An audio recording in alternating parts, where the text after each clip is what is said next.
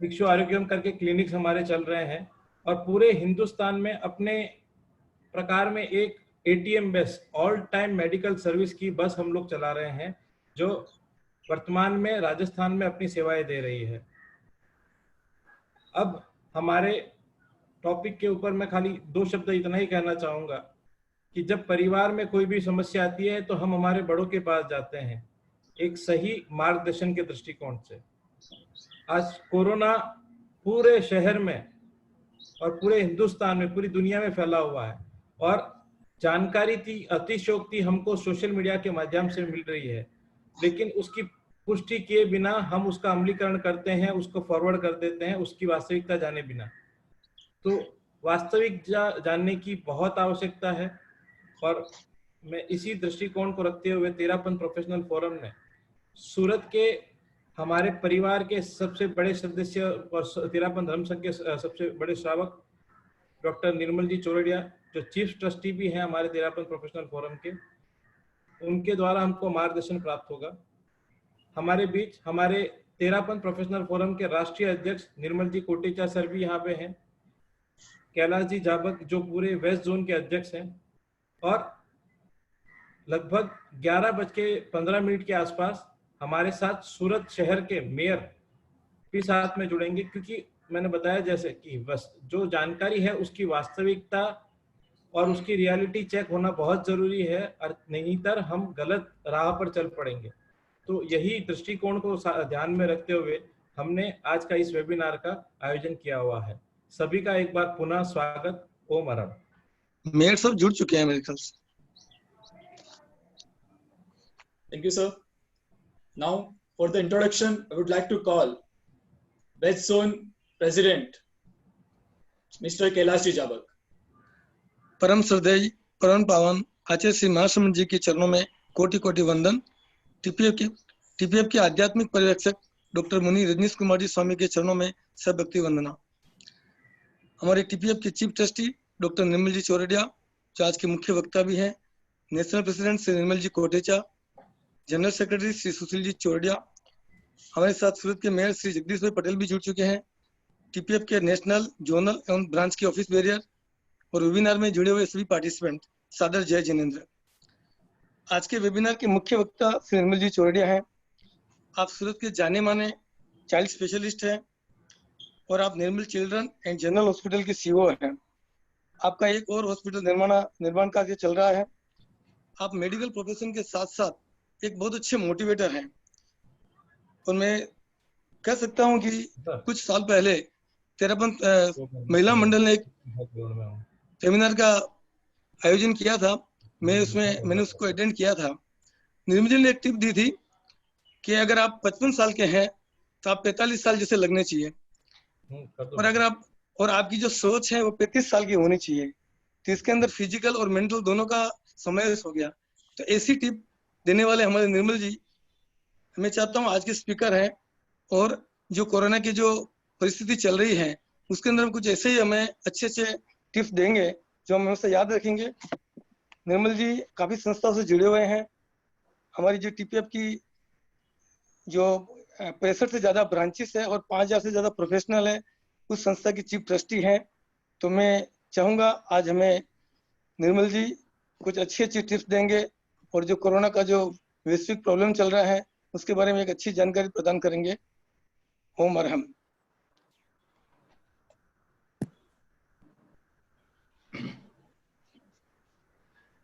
श्रद्धेय आचार्य श्री महाश्रमण जी के चरणों में सत वंदन। सभी चरित्रात्माओं के चरणों में वंदन। सूरत में विराजमान चरित्रात्माओं के चरणों में वंदन।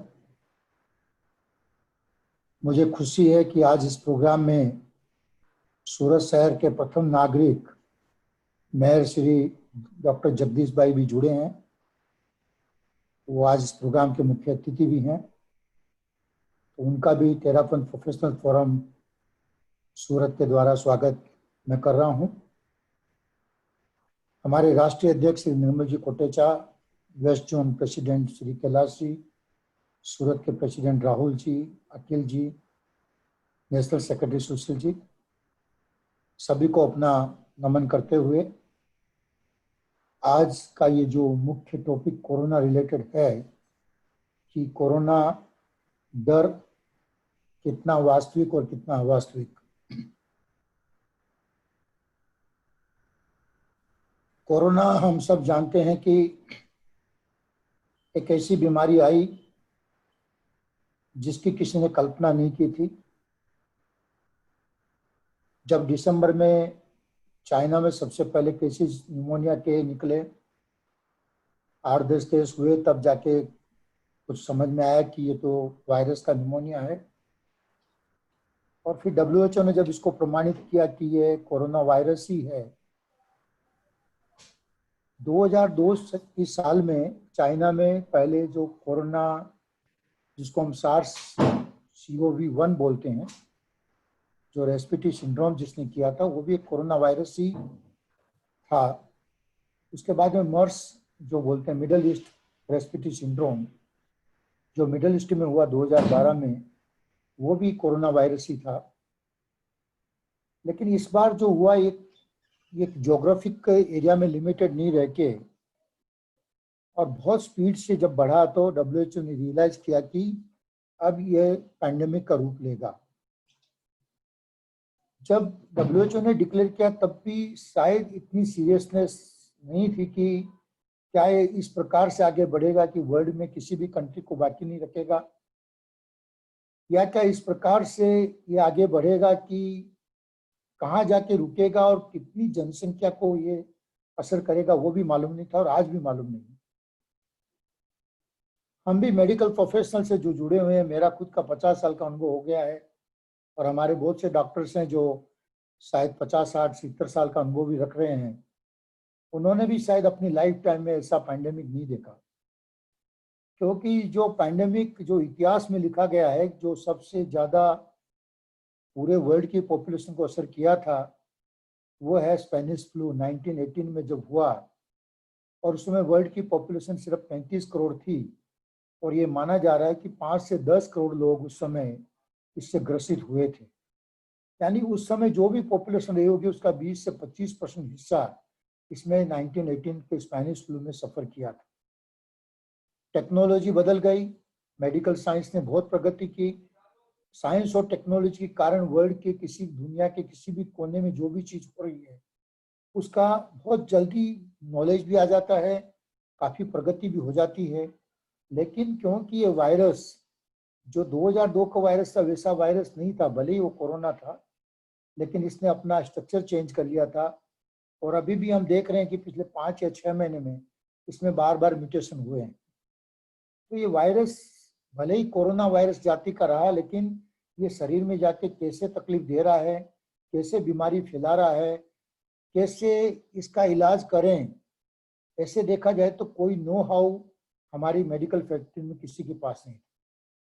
एक बात समझ में आ रही थी कि ये जिसको भी असर कर रहा है उसमें 90% लोग ऐसे होते हैं जो ज्यादा ग्रसित या ज्यादा प्रभावित नहीं हो रहे हैं। सिम्टम्स बहुत मामूली आते हैं, गले में थोड़ी खराश होती है या सूखी खांसी आती है या हल्का बुखार आता है। यही 3 मेन सिम्टम पहले माने गए थे और चौथा सिम्टम जोड़ा गया था कि यदि सांस में तकलीफ हो तो डिफिकल्ट इन ब्रीथिंग। ये जब शुरुआत हुई तो ये सिम्टम थे कि भाई आपको गले में खराश है, आपको हल्का बुखार है या आपको सूखी खांसी आ रही है। सूखी खांसी को बहुत ज्यादा जोर दिया गया कि ये एक ऐसी बीमारी जहाँ पे जो ड्राई कफ ज्यादा होता है और नाक से पानी नहीं आता। यानी जैसे हम शादी सर्दी में नाक से पानी आता है या बहुत ज्यादा छींकें आती है, आपको रुमाल हमेशा या कोई कपड़ा हमेशा नाक के ऊपर रखना पड़ता है, इस ढंग से पानी नहीं आता। एक सादा फ्लू या सादी सर्दी होती है उसमें आप देखते होंगे कि आंखों में थोड़ी जलन होती है, आंखें लाल हो जाती है, वाटरिंग ऑफ द आईज होता है, वाटरिंग ऑफ द नोज, नाक से पानी कंटिन्यूस गिरता रहता है। हमको खुद को समझ में आ जाता है ये सादी सर्दी है। तो यहाँ पे सर्दी का प्रमाण ज्यादा नहीं था, बट गले में खराश वो ज्यादा होती थी और सूखी खांसी आती थी।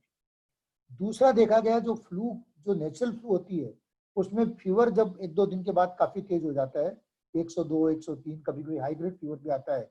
लेकिन यहाँ पे फीवर ज्यादा नहीं, फीवर 99 या 100 के आसपास, ज्यादा से ज्यादा 101 के आसपास। बहुत कम पेशेंट है जिनमें फीवर बहुत ज्यादा होता है, लेकिन कम फीवर में भी उनका शरीर जैसे टूट जाता है, जिसका कहते हैं मायल्जिया हो जाता है, मसल पेन होता है, थकान खूब लगती है, कुछ काम करने की इच्छा नहीं होती, वीकनेस ऐसा लगती है क्या हो गया, शरीर की एनर्जी कहाँ चलेगी। तो शुरुआत के सिम्टम से जब ये 5 से 10% केस एकदम अचानक जब सीरियस होते थे 5वें, 6ठे, 7वें दिन, तब उनको क्या होता था कि उनको न्यूमोनिया होता था। चेस्ट में, जैसे हम न्यूमोनिया का मतलब है कि लंग्स में इन्फेक्शन हो जाना और लंग्स में सूजन आ जानी, तो खांसी आती है, सांस में तकलीफ होती है, तो आप एक्सरे कराओ तो एक्सरे में न्यूमोनिया पकड़ में आता है कि भाई कोई भाग में, चाहे ऊपर के भाग, नीचे के भाग, मिडिल पोर्शन, कहीं भी न्यूमोनिया की शिकायत होगी। लेकिन ये न्यूमोनिया ऐसा था कि जो एक्सरे में जल्दी नहीं पकड़ में आता था या थोड़ा सा डाउट चला जाता था, लेकिन बाद में जब सीटी चेस्ट करने लगे तो मालूम चलने लगा कि अर्ली डायग्नोसिस आपको चेस्ट सीटी स्कैन में ही हो रहा है। ये न्यूमोनिया ज्यादातर पेरिफेरी में असर कर रहा था, जो प्लूरा का पोर्शन होता है, लंग्स के ऊपर जो कवर होता है, वहां पे इसकी असर होती थी। तो ये जो न्यूमोनिया जब बनता है, तो हर न्यूमोनिया जिसको बन गया वो भी सीरियस होता है ऐसा नहीं है। उसमें भी 70-80% पेशेंट जो होते हैं, यदि उनको सांस में तकलीफ होती है तो सिर्फ ऑक्सीजन देने से ठीक हो जाते हैं। लेकिन उनमें भी 15 से 20% केस, यदि उनकी उम्र ज्यादा है, 60 साल के ऊपर है, या उनको ऐसे सिर्फ कोई बीमारियां हैं जैसे हाइपरटेंशन, डायबिटीज, हार्ट की बीमारी, फेफड़े की बीमारी, किडनी की बीमारी, पुराना अस्थमा, इस टाइप की यदि कोई बीमारी है, या उनको ऐसी कोई बीमारियां चल रही है जिससे उनकी रोग से बचने की प्रतिक्रिया कम है, जैसे जिसको हम कहते हैं इम्यूनिटी कम है, तो ऐसी बहुत सी बीमारियां होती है। और कुछ ऐसी बीमारियां जिसमें ऐसी दवाइयां लंबे समय से चल रही हो, जिसको हम कहते हैं स्टीरॉयड की दवाई, जो इंसान की इम्यूनिटी को कम कर देता है। नॉर्मल कोर्स में उनको तकलीफ नहीं आता, लेकिन ऐसी बीमारी जो और इम्यूनिटी कम कर देती है, तो ऐसे केस में जब निमोनिया बहुत स्पीड में बढ़ जाता है, तो सांस में जब इतनी तकलीफ होती है और लंग्स के दोनों फेफड़ों में ज्यादातर भाग में जब निमोनिया की शिकायत होती है, तो इसको हम कहते हैं ARDS, acute respiratory distress syndrome.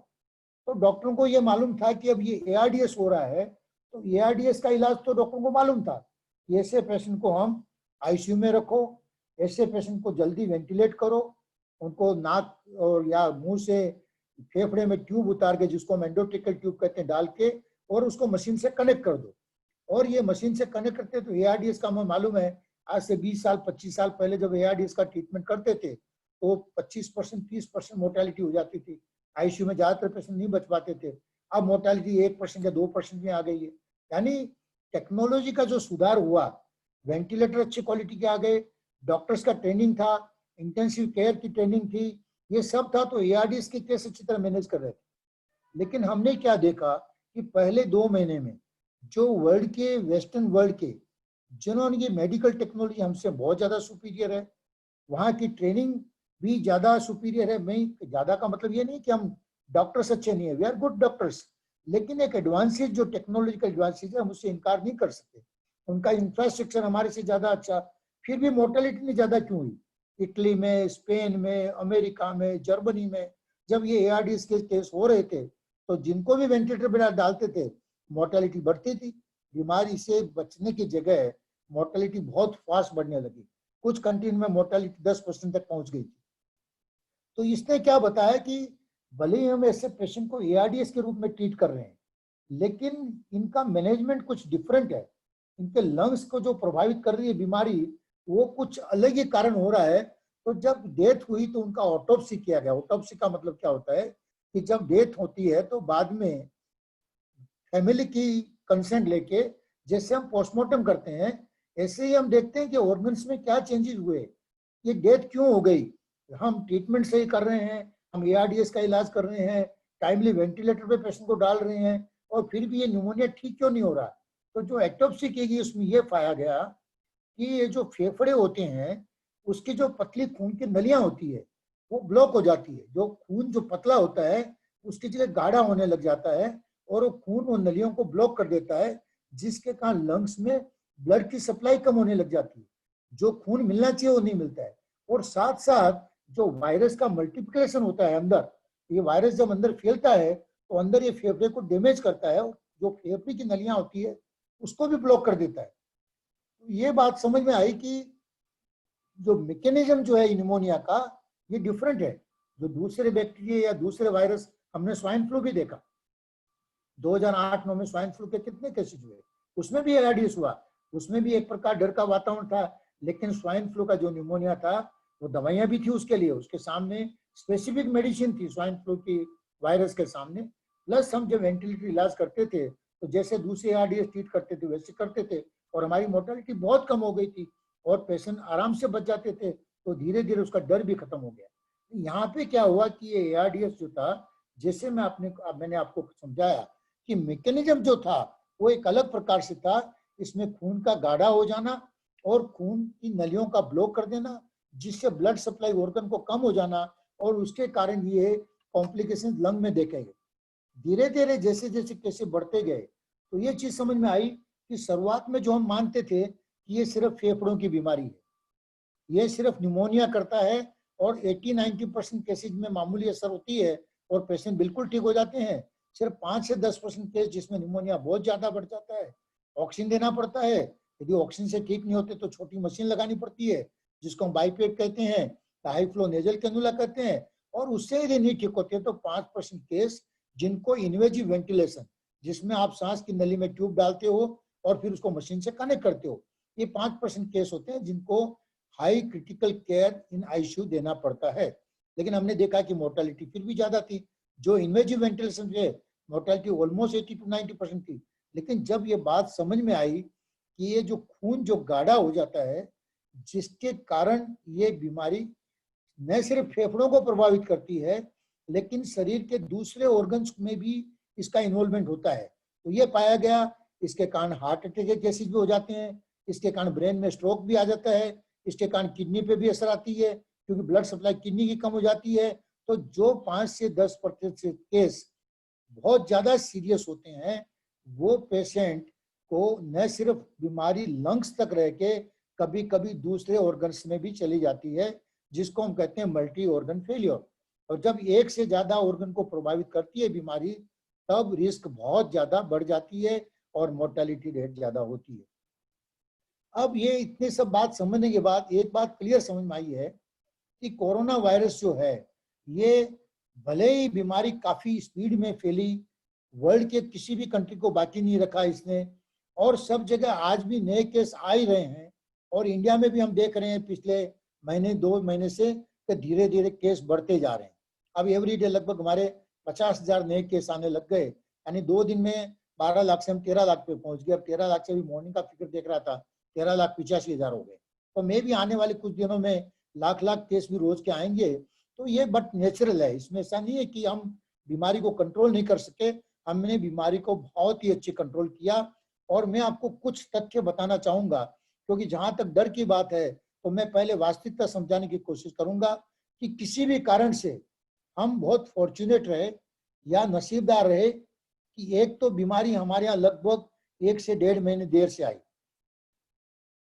दूसरा क्या हुआ कि सरकार ने पहले से ही समझ लिया था कि जब ये बीमारी इंडिया को में आएगी, तब हमारे पास जो उस साधन होने चाहिए इसको हैंडल करने के, वो शायद इतने नहीं थे कि हम एक साथ इस वॉल्यूम को हम हैंडल कर सकें। तो हमने क्या किया, सबसे best part of our government, I must congratulate our prime minister and the national government, कि they decided to put a lockdown. India was the only country जिसने पूरी कंट्री को लॉकडाउन किया। 24 मार्च से जो हमने लॉकडाउन किया, तो इसका सबसे बड़ा एडवांटेज क्या हुआ, इसका सबसे बड़ा एडवांटेज क्या हुआ कि हमें एक समय मिल गया तैयारी करने। 2.5 महीने का जो लॉकडाउन चला, इसमें हमारे पास हमने जो हमारी बेड्स कैपेसिटी थी बढ़ा दी, हमारी जो पीपी किट जो हमारे पास स्कैरसिटी में थी और ज्यादातर हम इंपोर्ट कर रहे थे, ये 95 मास्क में हम इंपोर्ट कर रहे थे, हमारी पीपी किट भी बाहर से आ रही थी। तो ये जो चीजें इंपोर्ट कर रहे थे, तो हमने हमारे यहाँ मैन्युफैक्चरिंग स्टार्ट किया। हाँ, मैं मानता हूँ कि महीना 1.5 महीना काफी एक प्रकार का कैओस जैसी वातावरण थी, मिल नहीं रहे थे, रेट्स बहुत ज्यादा हो गए थे, सब चीज ठीक थी। फिर भी हमने क्या किया कि अपने आप को तैयार किया, और हमारी गवर्नमेंट के सपोर्ट से, पब्लिक के सपोर्ट से आज ऐसी स्थिति में हम पहुंच गए कि हम इंडिजिनियसली हमारी सब पीपी किट खुद बना रहे हैं। N95 मास्क या होल बॉडी कवर मास्क समझ लीजिए, सब तरह की पीपी किट। अभी तो ऐसा हो रहा है कि शायद ओवर प्रोडक्शन हो गया, ऐसा लग रहा है। तो ये हमने बनाया। दूसरा हमने क्या किया कि हमने बेड्स की कैपेसिटी बढ़ाई। कि भाई कहाँ कहाँ हम कितने बेड्स की जरूरत पड़ सकती है। मान लो कि हमें बेड्स अभी हमारे पास मान लो कि 1000 बेड है, लेकिन जब ये बीमारी पूरे फुल फॉर्म में आएगी तो शायद हमें 1000 की जगह 5000 बेड की जरूरत पड़े। तो आपको 4 टाइम्स द बेड्स की स्ट्रेंथ बढ़ाना, it's not a easy job. तो हमने वो भी बेड्स बढ़ाने की कोशिश की। फिर बाद में क्या हुआ, बहुत सारे एंगल से देखा जाए तो हम बहुत अच्छे ढंग में इसलिए रहे कि बीमारी का स्वरूप भी साइंटिस्ट लोगों को समझ में आने लगा। काफी रिसर्च हुई, कम से कम 1 से 1.5 लाख तो पब्लिकेशन आ गए हैं कोरोना वायरस 2 पे, कि बीमारी क्या है, किस रोग से होती है, कौन सी दवाइयां काम करती है।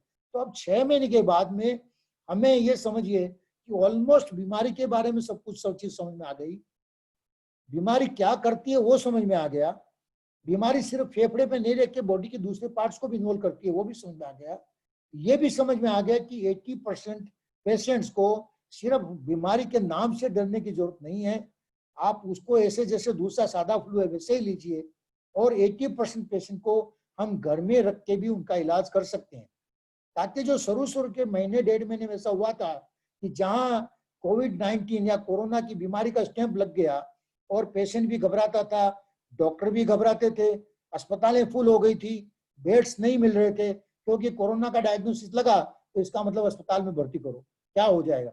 अब हम कॉन्फिडेंस लें, 80% से ज्यादा पेशेंट्स को कह सकते हैं कि आप घर में रहिए, आप अपने घर में आइसोलेट हो जाइए, आपके फैमिली मेंबर्स को 14 दिन के लिए क्वारंटाइन कीजिए, आप किसी के कांटेक्ट में मत आइए, आप बाहर मत निकलिए, और आपको कुछ नहीं करना है, सादी बुखार की दवाई लेनी है। और एक सिंपल चीज है कि आपको अपना ऑक्सीजन सैचुरेशन, जो ये छोटा सा पल्स ऑक्स मिलता है, वो आप ले लीजिए। जैसे बुखार हम थर्मोमीटर से मापते हैं, वैसे आप दाहिने हाथ की अंगुली को उस पल्स ऑक्सीमीटर में लगा के अपना सैचुरेशन देखते रहिए। यदि सैचुरेशन 94% से नीचे जा रहा है तो उसी केस में हमें अस्पताल में भर्ती होने की जरूरत है और उसका इलाज किया जाएगा। इससे क्या हुआ कि अस्पताल के बेड्स उन्हीं लोगों को मिल रहे हैं जिनको रियल में इसकी जरूरत है। 80%, 85% of patients they can be managed outside the hospitals, either in the isolation centers or at home or at hotels। ऐसे हमने इतने सारे, ऑलमोस्ट ये समझिए कि मोर देन द डबल हमने बाहर बेड्स क्रिएट कर दिए, ताकि अस्पतालों में सिर्फ उनका ही इलाज हो जिनको रियल में जरूरत है। तो एक तो public participation, government support, understanding the disease क्या हो सकता है वो समझने के कारण आज हम काफी एडवांटेज में हैं। इसीलिए इंडिया की मोर्टेलिटी यदि हम पॉपुलेशन वाइज देखें तो शायद पूरे वर्ल्ड में सबसे कम है। तो जो डेथ रेट है हमारी सबसे कम है। आज डेवलपिंग वर्ल्ड में जो डेथ रेट लगभग 6 से 8 के बीच में थी, हमारी 2.5 या 2.3 आ गई है। अभी लेटेस्ट हमारे हेल्थ मिनिस्टर ने कहा कि अभी 2.3 मोर्टेलिटी हो गई है। तो व्हाट आई मीन टू से कि धीरे धीरे हमारी मोर्टेलिटी कम होती जा रही है। इसका कारण है कि एक तो हमने अस्पताल में उन्हीं लोगों का इलाज करना शुरू किया जिनको रियल में हॉस्पिटल की जरूरत है। नंबर 2, बीमारी का रूप समझ में आ गया कि इस बीमारी में आपको बचना है तो हमें सिर्फ 3 ही चीज का ध्यान रखना है, सिर्फ 3 चीज। और मुझे लगता है कि यदि हम रिलीजियसली इसको फॉलो करेंगे तो ये बीमारी भले 3 महीने चले या 2 साल चले, क्योंकि आज की तारीख में कोई भी नहीं कह पाएगा कि हम 3 महीने बाद में कोरोना से फ्री हो जाएंगे या 2 साल बाद कोरोना से फ्री हो जाएंगे या कोरोना से हम फ्री होंगे या नहीं होंगे। मैं आपको एक एग्जाम्पल देता हूं। 1988-89 में जब डेंगू का बुखार सबसे पहले सूरत में स्टार्ट हुआ, 1960-65 में डेंगू के केस होते थे, बाकी इंडिया में सबसे पहले सूरत में स्टार्ट हुआ, बाद में दिल्ली और सब जगह फैला। तब भी हमने जब डेंगू का डायग्नोसिस किया था, तब हमारे एक लीडिंग चाइल्ड स्पेशलिस्ट हैं डॉक्टर विपिन देसाई, वो कहते थे कि सूरत शहर में जो आ गया वो सूरत छोड़ के जाएगा नहीं। तो डेंगू भी आ गई है तो डेंगू की बीमारी भी सूरत छोड़ेगी नहीं, वो भी सूरत में रहेगी। और आज भी हम देख रहे हैं कि डेंगू हर साल हो रहा है। तो कोई भी वायरस या कोई भी बैक्टीरिया जल्दी से एक्सटिंक्ट हो जाएंगे ऐसा कोई मान नहीं रहा है। हाँ, इसकी जो तकलीफ जो ज्यादा है वो 2 महीने में कम होगी या 6 महीने में कम होगी, ये भी हम बता नहीं सकते। वैक्सीन एक होप है, लेकिन आज ये मान के चलें कि हमें कोरोना के साथ जीना सीखना पड़ेगा, और जितना जल्दी हम इसको सीख लेंगे उतना ही हमारे फायदे में है। तो 3 बातें जो है, जो बार बार कही गई है, और मुझे लगता है ये बार बार अब कहना चाहिए कि बाकी सब मंत्र 1-2 साल के लिए भूल जाओ, समझ गए, चाहे आपके धार्मिक मंत्र हो चाहे और कोई मंत्र हो, इसमें कोई मंत्र या तंत्र नहीं है, सिर्फ 3 बातें इंपॉर्टेंट है। नंबर 1 कि आप घर से बाहर निकलो, अपनी जरूरत है वही आप खुद डिसाइड करो, am I suppose to leave my house for whatever reason, जो आपकी टॉप प्रायोरिटी भी है। पैसा कमाना जरूरी है, बिजनेस करना जरूरी है, रोजी रोटी की व्यवस्था करनी जरूरी है, क्योंकि इंडस्ट्री चलेगी, बिजनेस चलेंगे तो ही सबका सर्वाइवल होगा। तो lockdown is not a solution now, lockdown करना सॉल्यूशन नहीं है, लेकिन हमें बाकी सब एक्टिविटीज को रिस्ट्रिक्ट करना होगा। हमें अपनी आजीविका के लिए जो भी एक्टिविटी करनी पड़े वो करनी जरूरी है, लेकिन उसके लिए हमें जो प्रोटेक्शन रखना है वो रखना जरूरी है। सो नंबर 1, घर से बाहर निकलने से पहले सोचें कि क्या मेरा बाहर जाना जरूरी। 60 साल के ऊपर के जो व्यक्ति हैं और जिनको एसोसिएटेड कोई साथ में इलनेस है, मेहरबानी करके वो अपने घर में ही रहें जब तक हमें खुद को ये पूरा फील हो जाए कि now it is safe to move out. क्योंकि अभी मैं पिछले 5-7 दिन से एक ही बात सोच रहा हूँ कि अब हमारी प्रायोरिटी ये होनी चाहिए कि हम 60 या 65 साल से ऊपर के व्यक्तियों को कैसे बचा सकें, क्योंकि मोर्टालिटी सबसे ज्यादा, जो मृत्यु का दर है सबसे ज्यादा उनमें है। तो आज हमारे हॉस्पिटल के बेड्स भी है, वो सिर्फ ऐसे लोगों को मिले जो रियल में जिनकी लाइफ हमें बचानी है। तो ये जब हो पाएगा जब यंग लोग जो हैं वो अपने आप को बीमारी से बचा सके, क्योंकि एल्डरली जो है, जो वृद्ध लोग हैं, उनको बीमारी होने का सबसे मेन कारण ये होगा कि जब यंग लोग बिना कारण घर से बाहर निकलेंगे या जो बेसिक प्रिंसिपल्स है इसको बचने के लिए उसको फॉलो नहीं करेंगे, तो वो एसिम्प्टोमेटिक रहेंगे, उनको माइल्ड सिम्टम होंगे, वो वायरस को घर में लेके आएंगे और अपने बूढ़े बुजुर्गों को बीमारी देंगे, और उस समय यदि तकलीफ बहुत ज्यादा हो गई तो उनको बचाना रियल में मुश्किल हो जाएगा। तो हम सब यंग लोगों की ये जिम्मेदारी है, जो लेस देन 50 है, those who move out to earn the bread and butter for their family, उनको घर से बाहर जाना जरूरी है। तो वो ये 3 बातों का विशेष ध्यान रखे कि घर से बाहर निकलते हैं तब पूरा मास्क, फेस मास्क को पूरा कवर करके नाक से लेके मुंह के, ये यानी जो चिन का पोर्शन है यहाँ से यहाँ तक का पोर्शन पूरा फेस के साथ कवर करके मास्क लगा के आप घर से बाहर निकले, और जब घर में आए तो भी वो मास्क पूरा पहना हुआ घर में आइए। This is the most important कि मास्क पहनना सबको जरूरी है। नंबर 2 बात है कि सोशल डिस्टेंसिंग, चाहे इसको हम सामाजिक दूरी का नाम दे दो या किसी भी प्रकार से कह दो, 6 फीट की दूरी 2 व्यक्ति के बीच में होना जरूरी है, और वो दोनों व्यक्ति के चेहरे पे मास्क भी होना चाहिए। Minimum 6 feet distance we have to maintain. आपको ये ध्यान रखना है कि 6 फीट का डिस्टेंस 2 व्यक्तियों के बीच में होना ही चाहिए, चाहे आप कहीं भी जा रहे हैं, चाहे कोई सोशल पार्टी है या फंक्शन है। पार्टी तो मैं कहूंगा कि जितना हो सके अवॉइड करें, लेकिन यदि कहीं जाना पड़े और बिजनेस प्रीमाइसिस में भी क्या हम काम को रिस्ट्रिक्शन जैसे कर सकते हैं कि हम कम से कम 3 फीट का और 3 से 6 फीट का डिस्टेंस मेंटेन करने की कोशिश करें, क्योंकि सोशल डिस्टेंसिंग बहुत जरूरी है। तो पहले मैंने कहा मास्क, दूसरा मैंने कहा डिस्टेंसिंग, और तीसरा आपके हाथ जो है, इन हाथों से वायरस जो है वो जब चेहरे पे आते हैं तो आंख, नाक और मुंह, इन 3 जगह से ही वो शरीर में प्रवेश करते हैं। तो हमारे हाथ पे वायरस नहीं हो, इसके लिए हमें हाथ को साबुन और पानी से हर 2-3 घंटे में कम से कम 20 सेकंड के लिए धो लेना चाहिए। I think this is the best thing. सबसे इंपॉर्टेंट है हाथ को साबुन और पानी से धोना। यदि किसी कारण से आप इतना फ्रीक्वेंटली नहीं धो पा रहे हो तो मॉर्निंग में घर से बाहर निकलते समय अच्छी तरह आप धो के जाइए। 4 घंटे 5 घंटे बाद में जब भी आप कोई रिसेस या ब्रेक होती है उसमें वापस साबुन से हाथ धोइए, घर आने से पहले वापस साबुन से हाथ धोइए, और बीच में यदि आप किसी भी सरफेस को टच कर रहे हो, चाहे वो टेबल है, चाहे दरवाजे का हैंडल है, चाहे आपका लैपटॉप है या आपका मोबाइल है, कोई भी ऐसी वस्तु को आप हैंडल कर रहे हो जिसको आपने 8 घंटे या 9 घंटे में देखा नहीं है, तो आप अपने हाथों में सैनिटाइजर का उपयोग कीजिए, और सैनिटाइजर की फिल्म जो बनती है वो ड्राई हो जाए उस ढंग से आप अप्लाई कीजिए। और सैनिटाइजर का मतलब है जिसमें 70% अल्कोहल हो, ऐसे सैनिटाइजर को आप बार बार यूज कीजिए। मैं दोबारा कहूंगा, prevention is better than cure. और कोरोना की बीमारी से हम बच सकते हैं यदि हम 3 चीजों का प्रयोग करें। मास्क का उपयोग करें, सोशल डिस्टेंसिंग मेंटेन करें, हाथ को साबुन और पानी से धोएं और सैनिटाइजर का बीच बीच में उपयोग करें। बहुत से लोग कहते हैं कि क्या ग्लोव्स पहनने चाहिए।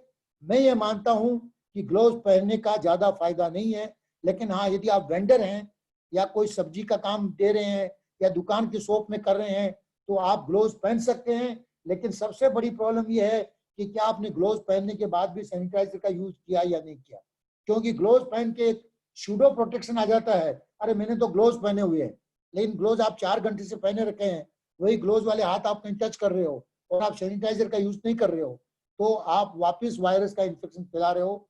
तो बेस्ट थिंग है कि ग्लोव्स का यूज नहीं भी होगा चलेगा, लेकिन बार बार आपको हैंड वॉश करते रहना है और सैनिटाइजर का यूज करना है। ये 3 बातें हुई प्रिवेंशन की।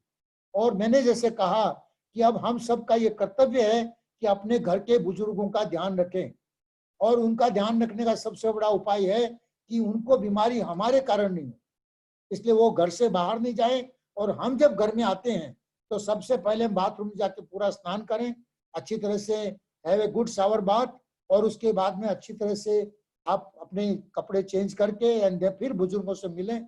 और मुश्किल है, मैं मानता हूं कि घर में सामाजिक दूरी रखना, लेकिन कम से कम 3 फीट की दूरी यदि आप अपने बुजुर्गों के साथ भी रखेंगे तो अच्छा रहेगा। जैसे सोफा पे बैठ रहे तो 3 फुट दूर बैठिए, कुर्सी पे बैठ रहे 3 फीट दूर बैठिए, डाइनिंग टेबल पे बैठ रहे हो तो 3 फीट दूर बैठिए। तो 3 फीट का डिस्टेंस उनके साथ भी मेंटेन कीजिए, क्योंकि यदि खांसी आ रही है या छींक आ रही है या हम जोर से बोल रहे हैं, कभी आवाज जोर से आ रही है, तो भी हमारे मुंह से वायरस जो है वो हमारी जो थूक के साथ मिक्स होके ड्रॉपलेट की फॉर्म में या हमारी सांस में जो हवा बाहर आ रही है उसके साथ ड्रॉपलेट से मिलके वो बाहर आ सकते हैं। और यदि 3 फुट के नजदीक कोई व्यक्ति है तो डायरेक्ट उसकी सांस की नली में जाकर वो इन्फेक्शन कर सकता है, या कभी कभी ये ड्रॉपलेट हवा में भी लंबे समय तक रह सकते हैं और बाद में भी किसी के शरीर में जाके इन्फेक्शन कर सकते हैं। तो मोस्ट कॉमन रीजन जो है वो ड्रॉपलेट ट्रांसमिशन है, जैसे डायरेक्ट ट्रांसमिशन हो जाए या सरफेसेस के ऊपर से वायरस शरीर में चला जाए। हाँ, लेटेस्ट अभी ये काफी वैज्ञानिकों ने ये बताया है कि ये एयरबोर्न ट्रांसमिशन भी हो सकता है, और अभी WHO भी इस बात को मानने लगा है, yes there is some element of airborne transmission also. तो जैसे लंबे समय तक ड्रॉपलेट यदि आपके पास हवा में रहते हैं, इसीलिए कहते हैं कि जो क्लोज चेम्बर है, जैसे जिम है या रेस्टोरेंट है जहाँ सेंट्रल AC है, मॉल्स है, वहां पे यदि कोई पेशेंट आके गया और उसके वायरस यदि हवा में तैर रहे हैं ड्रॉपलेट के फॉर्म में, तो वो एयर में आपके सांस की नली में जाके भी इन्फेक्शन कर सकते हैं, जिसको हम कहते हैं एयरबोर्न इन्फेक्शन। तो इस प्रकार से इन्फेक्शन फैल सकता है, तो इससे ध्यान रखेंगे तो हम प्रिवेंट करेंगे। मैं कितना समय मुझे और देंगे आप? 5 मिनट 7 मिनट? तो थोड़ा सा मैं ट्रीटमेंट के बारे में बात करना चाहूंगा। जी सर, आप ले सकते हैं। अच्छा, तो मैं थोड़ा सा बताऊं कि हमने 2 बातें समझी। एक तो सबसे बढ़िया पार्ट क्या है, हम ऐसे अच्छे दौर से गुजर रहे हैं। मैं आपको कहूंगा मैं अच्छे दौर से, हम सब अच्छे दौर से गुजर रहे हैं, प्लीज डरने की जरूरत नहीं है। पैंडेमिक का होना ये किसी के हाथ की बात नहीं थी। ये बराबर 100 साल के बाद में जो स्पेनिश फ्लू 1918 में हुआ, ये बराबर 100 साल के बाद में एक ऐसा पैंडेमिक आया है जिसको किसी ने सोचा नहीं था। बहुत सी चीजें हैं जो 50 साल में एक बार होती है या 100 साल में एक बार आती है, सुनामी है या इस प्रकार के प्रकोप हैं, जैसे 1956 का दुकाल कहते हैं, 56 दुकाल। कुछ चीजें ऐसी होती है जो नेचुरल डिजास्टर हैं, लेकिन natural disaster is not a common phenomena. Nature में क्या होता है जिसके कारण होता है? हेलो, अब सब अपने आप को म्यूट करें तो अच्छा रहेगा, आवाज आ रही है।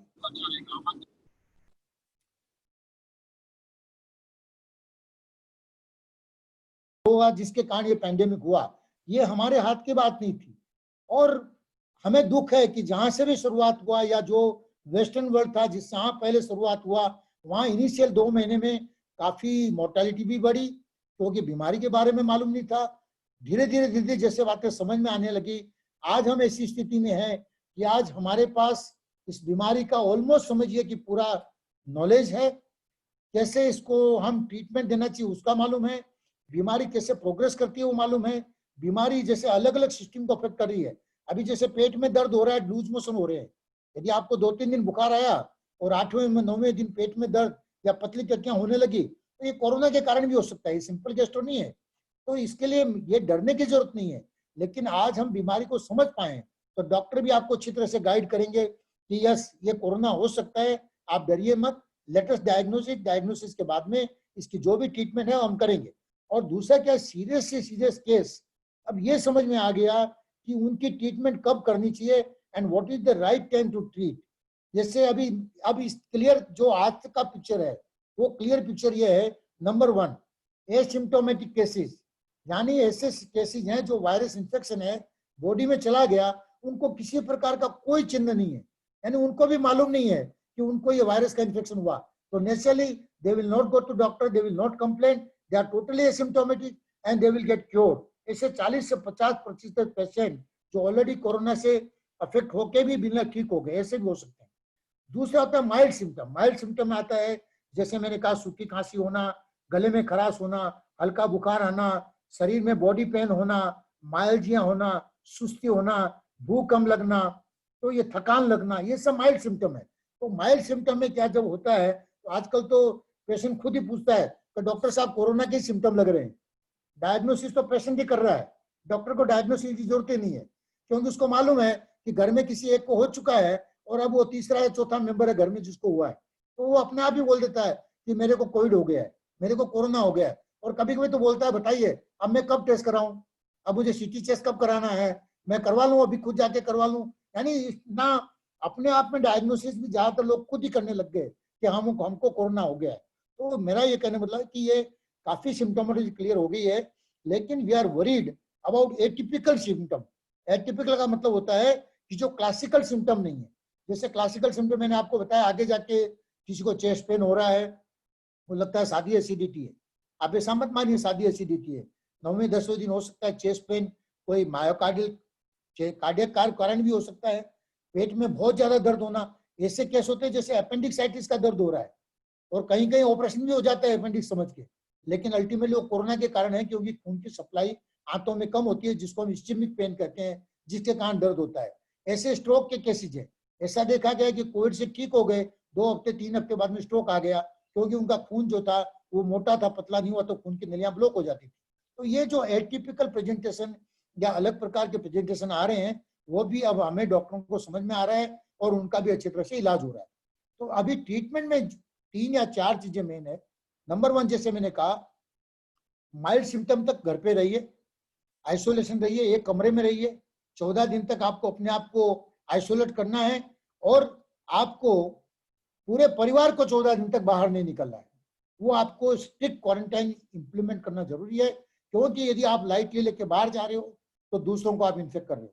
और एक बात समझिए, जैसे भले ही दूसरे इन्फेक्ट हो गए, 80-90% नॉन सिम्टोमिक होंगे, लेकिन 10% जो सीरियस होते हैं, हम हेल्थ केयर का बर्डन बढ़ा रहे हैं। और कौन सा इन्फेक्शन कौन से बेचारे एल्डरली को हो जाएगा जो 70-75 प्लस है, हमें मालूम ही नहीं है। तो हमें बीमारी को अब धीरे धीरे फ्लैटन करना है, यानी इसके जो कर्व है उसको हमें धीरे धीरे कम करना है, ताकि क्या है कि बीमारी धीरे धीरे आगे बढ़ेगी तो एक साथ आपके हेल्थ केयर जो इंफ्रास्ट्रक्चर है उस पर लोड नहीं आएगा, और हम बेस्ट ट्रीटमेंट दे पाएंगे जिनको रियल में जरूरत है। इसलिए जहां डायग्नोसिस घर में एक का हो गया, स्टिक आइसोलेशन और बाकी मेंबर्स का क्वारंटाइन 14 दिन तक कीजिए, ये बहुत जरूरी है। ये आप चाहे इसको सेल्फ लॉकडाउन मान लीजिए, आप अपने आप को यदि घर में है तो रखिए और इस ढंग से क्वारंटाइन कीजिए। अब बीमारी में जब ऑक्सीजन कम होने लगता है, that is the first sign कि आपका न्यूमोनिया बढ़ रहा है, इसमें आपको ऑक्सीजन सपोर्ट की जरूरत है। तो जहां भी सुविधा है वहां पे आप पेशेंट को रख के ऑक्सीजन उसको देना पड़ेगा, ऑक्सीजन ट्रीटमेंट देनी पड़ेगी। अब ये जो जिनको ऑक्सीजन की जरूरत है वो भी 60 से 70% पेशेंट सिर्फ ऑक्सीजन के लेवल से ठीक हो जाते हैं, उनको आगे जाके मशीन पे लगाना, वेंटिलेटर की जरूरत नहीं पड़ती है।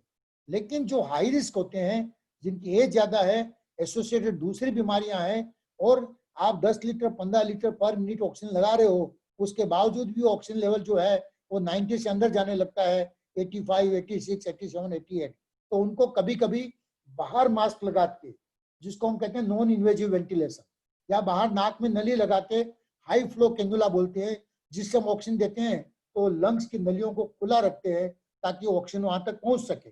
और ये पाया गया है कि 90% ऑफ द केसेस में आपको हाई फ्लो नेजल कैन्युला या एनआईवी मास्क देने से पेशेंट पूरे रिकवर हो जाते हैं अच्छी तरह से और उनमें कॉम्प्लिकेशन नहीं होता।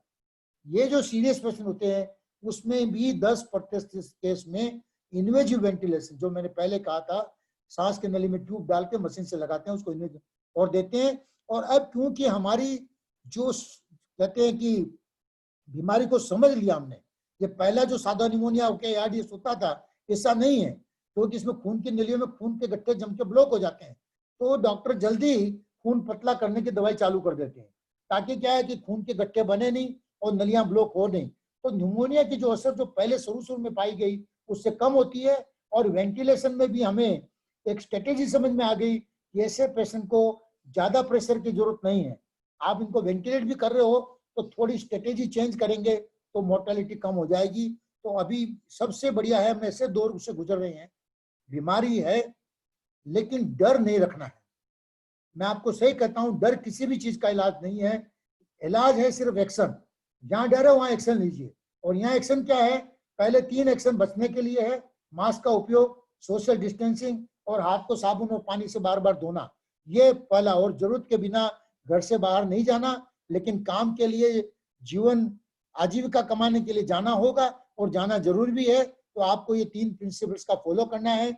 घर में बुजुर्गों को जहां तक हो सके आइसोलेशन रूम में रखिए और उनके साथ 3 फीट की कम से कम दूरी बना के रखिए। और यदि बीमारी आ गई है तो उसका अच्छी तरह से स्वीकार कीजिए कि हाँ आ गई है, अब मुझे क्या करना है। तो बहुत सी चीजें क्लियर हो गई। 80% को आप घर में रख के ट्रीटमेंट दे सकते हैं। आपके डॉक्टर से कांस्टेंट कांटेक्ट में रहिए। जैसे हम डेंगू में क्या कहते हैं, 3-4 दिन बुखार होता है, फिर 5वें 6ठे 7वें दिन जब बुखार कम होता है तब कॉम्प्लिकेशन आते हैं डेंगू के। तो we are worried on 5th 6th and 7th day. यहाँ पे भी ऐसा है, पहले 4-5 दिन निकल जाते हैं, उसके बाद में यदि किसी को ऑक्सीजन सैचुरेशन कम होने लगता है तो that is the right time to intervene. और मेरा ये मानना है कि जहां तक हो सके आप किसी डॉक्टर या नर्स की निगरानी में यदि ऑक्सीजन लेना पड़े तो इलाज कीजिए। कॉर्पोरेशन ने भी बहुत सारे आइसोलेशन सेंटर बना लिए हैं, प्राइवेट हॉस्पिटल से भी डेवलप किए हैं। पेशेंट का यदि ऑक्सीजन लगाना पड़े तो सुपरविजन में रहना बहुत जरूरी है, क्योंकि यदि ऑक्सीजन डाउन जा रहा है तो ऑक्सीजन का बढ़ाना घटाना क्या करना, कब उसको मास्क की जरूरत पड़ेगी, कब वेंटिलेटर की जरूरत पड़ेगी, यदि हम टाइमली उनको ट्रीटमेंट दे पाएंगे तो मैं मानता हूं कि हमारी मोर्टेलिटी जो कोरोना से हो रही है हम और इसको कम कर पाएंगे। तो दोस्तों मैं आपको इतना ही कहना चाहूंगा कि बीमारी जो है इससे डरने की जरूरत नहीं है। डर जो है वो रियल में अवास्तविक है, बीमारी है, इसका स्वीकार भी करना होगा। और ये भी मान के चलिए कि कोई अभी नहीं कह पाएगा कि ये 3 महीने चलेगी या 1 साल चलेगी या 1.5 साल चलेगी। वी ऑल आर होपफुल, यदि वैक्सीन आ जाएगी तो बीमारी को कंट्रोल में लिया जा सकता है। लेकिन 7.5-8 आपके 800 करोड़ की आबादी में पूरे वर्ल्ड में कितनी क्वांटिटी की वैक्सीन चाहिएगी, ये भी अपने आप में एक सवाल है। So these are some question I think now. Thank you very much for giving me this opportunity to be with you. आपके साथ आके मुझे कोरोना के बारे में कुछ बातें करने का मौका मिला, उसके लिए मैं तेरापंथ प्रोफेसर फोरम सूरत और आप सभी का धन्यवाद ज्ञापन करता हूँ। खूब खूब आभार। और मेयर साहब यहाँ पे हैं, अब मैं भी मेयर साहब को सुनना चाहूंगा और क्वेश्चन आंसर जब आप कहेंगे तो कुछ क्वेश्चन लिए जा सकते हैं। Thank you very much. Thank you so much, sir, for this wonderful and knowledgeable insight on corona. I'm 100% sure कि काफी लोगों के काफी doubts clear हो चुके होंगे. Now I will hand over the stage to our TPF president, Mr. Rahulji Rathod, for the introduction of our mayor.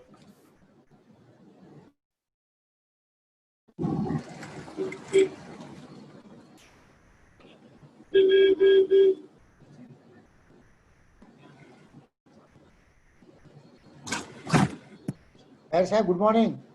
Very good morning, sir. Good morning. Good morning. Very, very informative and very knowledgeable. Thank you. Thank you. Thank you, Jagdish. Yeah.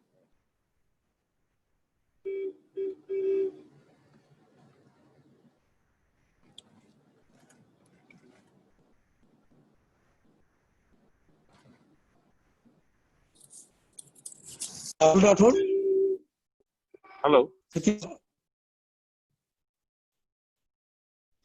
Doctor Jagdish sir ने अपनी कारकिर्दी एक Ayurvedic practitioner के तौर पे शुरू करी थी। उसके बाद बीजेपी के, भारतीय जनता पार्टी के एक कर्तव्यनिष्ठ कार्यकर्ता के रूप में अपनी काफी लंबे अरसे से अपनी सेवा दे रहे थे। और आज सूरत जैसे इतने बड़े शहर के मेयर के स्वरूप में आज हम उनको देख रहे हैं, तो ये उनकी कार्यकुशलता का ही रीजन है कि आज वो यहाँ तक पहुंचे हुए हैं।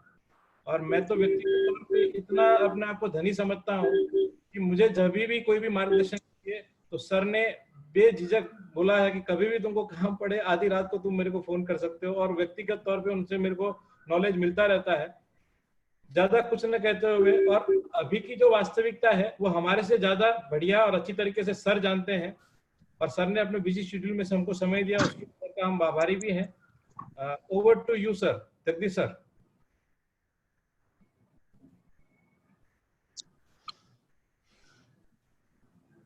सारे तेरापंथ समाज के सभी जो अग्रणी हमारे बीच हमारे साथ जुड़े हैं, सभी को ओम हरम। आज मुझे बताया गया, राहुल ने मुझे बताया, हमारे साथ डॉक्टर चौरारिया साहब है, निर्मल जी है, कैलाश जी है, राहुल की पूरी टीम है, और सभी को इस प्रोग्राम में अच्छी तरह से जोड़ने के लिए मैं राहुल और सारी उसकी टीम को, तेरापंथ प्रोफेशनल फोरम को तहे दिल से बधाई देता हूं कि इस महामारी के संक्रमण के समय में उन लोगों ने बड़ी अच्छी तरीके से सारी जो कोई गाइडलाइंस है उसको फॉलो करते हुए टेक्नोलॉजी के माध्यम से सारे लोगों को सही इंफॉर्मेशन पहुंचे, और कोरोना संक्रमण का डर, वास्तविकता क्या है, ये सारी चीजें समझाने के लिए एकदम एक्सपर्ट डॉक्टर निर्मल भाई चौरारिया को इनवाइट करके उसके द्वारा एकदम सटीक जानकारी सब लोगों के तक पहुंचाने के लिए जो प्रयास किया है, उसके लिए मैं ऑन बिहाफ ऑफ सूरत उनका आभारी हूं कि इसी तरह से हर समाज आगे आए और इसी तरह की जानकारी लोगों को पहुंचाते रहे। तो तंत्र जो कोरोना की महामारी के सामने, कोरोना के सामने जो जूझ रहा है, लड़ रहा है, उसको ज्यादा ताकत मिलेगी और हम बड़ी जल्दी उसके साथ अच्छी तरह से लड़ पाएंगे। मैं जब से ये मुझे बताया गया तब मैंने तय किया था कि मैं तो प्रोग्राम में बिजी हूँ, बात सही है, 11:15 बजे मैं बड़ी मुश्किल से जुड़ पाऊंगा 5-10 मिनट के लिए, लेकिन डॉक्टर निर्मल भाई का जो कोई भी वक्तव्य है, जो कि आज के मुख्य वक्ता है, वो मैं फर्स्ट सेकंड से सुनूंगा, और मैंने ये किया है निर्मल भाई, और बहुत अच्छी तरह से मैं भी एनलाइटन हुआ हूँ इसमें, क्योंकि मैं प्रोग्राम के बीच में भी कान में ईयरफोन डाल के ये सुनता रहता था। तो मुझे अच्छा लगा ये बात जो आपने समझाई है। मैं आज आप सभी को ये कहना चाहता हूँ कि निर्मल भाई ने जो कहा एज ए एक्सपर्ट, उसके बारे में मैं आपका ज्यादा समय बर्बाद करने वाला नहीं हूँ, लेकिन एक बात तय है कि डर की जरूरत नहीं है, फिर भी मैक्सिमम लेवल पर आप सावचेत तो जरूर इसलिए रहिए। उन्होंने बहुत अच्छी तरह से बताया कि लॉकडाउन के दरमियान हमने कैसे हमारी कैपेसिटी इंक्रीज की, और इसके द्वारा हम सारी व्यवस्थाएं आज जो अच्छी तरह से कर पा रहे हैं, उसकी वजह ये थी कि ड्यूरिंग द लॉकडाउन हमने ये सारी चीजें, गवर्नमेंट ने, सेंट्रल गवर्नमेंट, स्टेट गवर्नमेंट और म्युनिसिपल कॉर्पोरेशन ने सूरत के लेवल पर ये किया है। आप शायद मानेंगे या नहीं मानेंगे, सूरत के एक शहर का प्रशासन जो है उसको भी बार बार सेंट्रल लेवल से गाइड किया जाता है, उसका फॉलोअप लिया जाता है कि किस तरह से क्या होता है, कितने वेंटिलेटर है हमें शायद पता हो ना हो, प्राइम मिनिस्टर ऑफिस में पता रहता है कि सूरत में कितने वेंटिलेटर है, कितने ऑक्सीजन बेड है, कितने आईसीयू बेड अवेलेबल है, इतनी बारीक जानकारी है वो वहां रखते हैं। लेकिन फिर भी एक बात जिससे हम जूझ रहे हैं और इसके लिए हमें अपेक्षा है कि आपके माध्यम से लोगों तक पहुंचे, एक बात यह है कि शुरू में जब लॉकडाउन था तब केस की संख्या कम आ रही थी, क्योंकि सारे लोग लॉकडाउन को फॉलो कर रहे थे, और तब लोगों को फॉल्स सिक्योरिटी फील हुई कि नहीं ये तो कोरोना जैसा कुछ है ही नहीं, और कुछ ऐसे वायरल मैसेज हुए कि जिसकी वजह से काफी नुकसान हुआ। कोरोना तो है ही नहीं, लोग ऐसे कोरोना का गलत रिपोर्ट दे देते हैं, उसकी वजह से लोग हॉस्पिटलाइज कर देते हैं। हर एक जानकारी देने वाले को या हर एक पेशेंट के हिसाब से उनको इतना पैसा मिलता है। ये बहुत गैर जिम्मेदाराना, बहुत गलत, और मैं कहता हूं कि ये तो क्रिमिनल टाइप की ये सारी अफवाहें थी, रूमर थी, और इसकी वजह से लोगों में जो एक माहौल बना था वो बड़ा ही नुकसानदेही था। मैं बोलता हूं ये कि डरने की जरूरत नहीं। हम समझ रहे हैं कि हमारा मोर्टेलिटी रेट इंडिया का तो बहुत कम है, सूरत का समझो 4 है, तो 4 भी ये हमें आश्वस्त करता है कि 100 में से 96 लोग रिकवर होके घर जाते हैं। ये बात हमें आश्वस्त करती है। लेकिन हमारा नंबर अगर हम पॉजिटिव है तो उस 4 में ना आए, इसके लिए क्या करना है, इसकी ये जो सावचेती है डॉक्टर साहब ने बताया, इस तरह से सारे लोग अच्छी तरह से जो बता रहे हैं उसी तरह से फॉलो करना ये अनिवार्य है। मैं आपको ये समझाऊं कि हमें अगर कोई भी सिम्टम दिखता है तो देरी करने की जरूरत नहीं है। और देरी करने की जरूरत नहीं, इसका मतलब ये भी नहीं कि हमें कोई बड़ी अच्छी हॉस्पिटल में जाकर भर्ती हो जाना, ये भी जरूरी नहीं है। हमें उसको सीरियसली इसलिए लेना है कि चलो ड्राई कफिंग हुआ है, कुछ फीवरिश लगता है, या हम पल्स ऑक्सीमीटर से SpO2 लेवल चेक कर रहे हैं, उसमें अगर कोई जरूरत है तो हमारे जो कंसल्टेंट है उसको मिलके उसके पास हम पूरी गाइडलाइन ले ले, हमें क्या करना है, ये सिम्टम दिखे तो क्या करना है, उसके बाद क्या करना है, क्या मैनेज करना है, किस तरह से आइसोलेटेड रहना है, ये हमें करना है। लेकिन हम लोग दुर्भाग्य से ये समझते हैं कि जब तक हॉस्पिटल में भर्ती ना हो तब तक हम सीरियस नहीं है। ये बात नहीं है। घर पे रहकर अगर 80% लोग रिकवर हो सकते हैं तो इसका मतलब है घर पे रहकर आप आइसोलेटेड रहकर पूरी जो गाइडलाइन है उसको फॉलो करेंगे तो रह सकते हैं।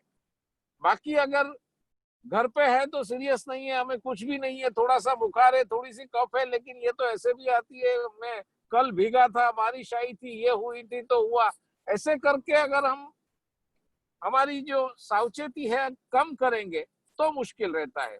आज के दिन में सभी को ये आश्वस्त करना चाहता हूं कि अब तक एक भी केस ऐसा नहीं हुआ कि जिसको हॉस्पिटल में ले जाना पड़े, हॉस्पिटलाइज करना पड़े, उसके लिए बेड अवेलेबल ना हो।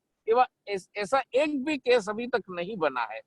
इसका मतलब ये हुआ कि हम पूरी तरह से पूरा जो सिचुएशन है उसको देख के काम तो कर रहे हैं, लेकिन हमें सहयोग आपके माध्यम से ये चाहिए कि आप जब तक वो सिम्टम प्राइमरी स्टेज में है, आपको हॉस्पिटलाइजेशन की जरूरत नहीं है, तब तक आप हॉस्पिटल में जाने की बजाय सारी जो आपको निर्देश दिए गए हैं उसको फॉलो करें।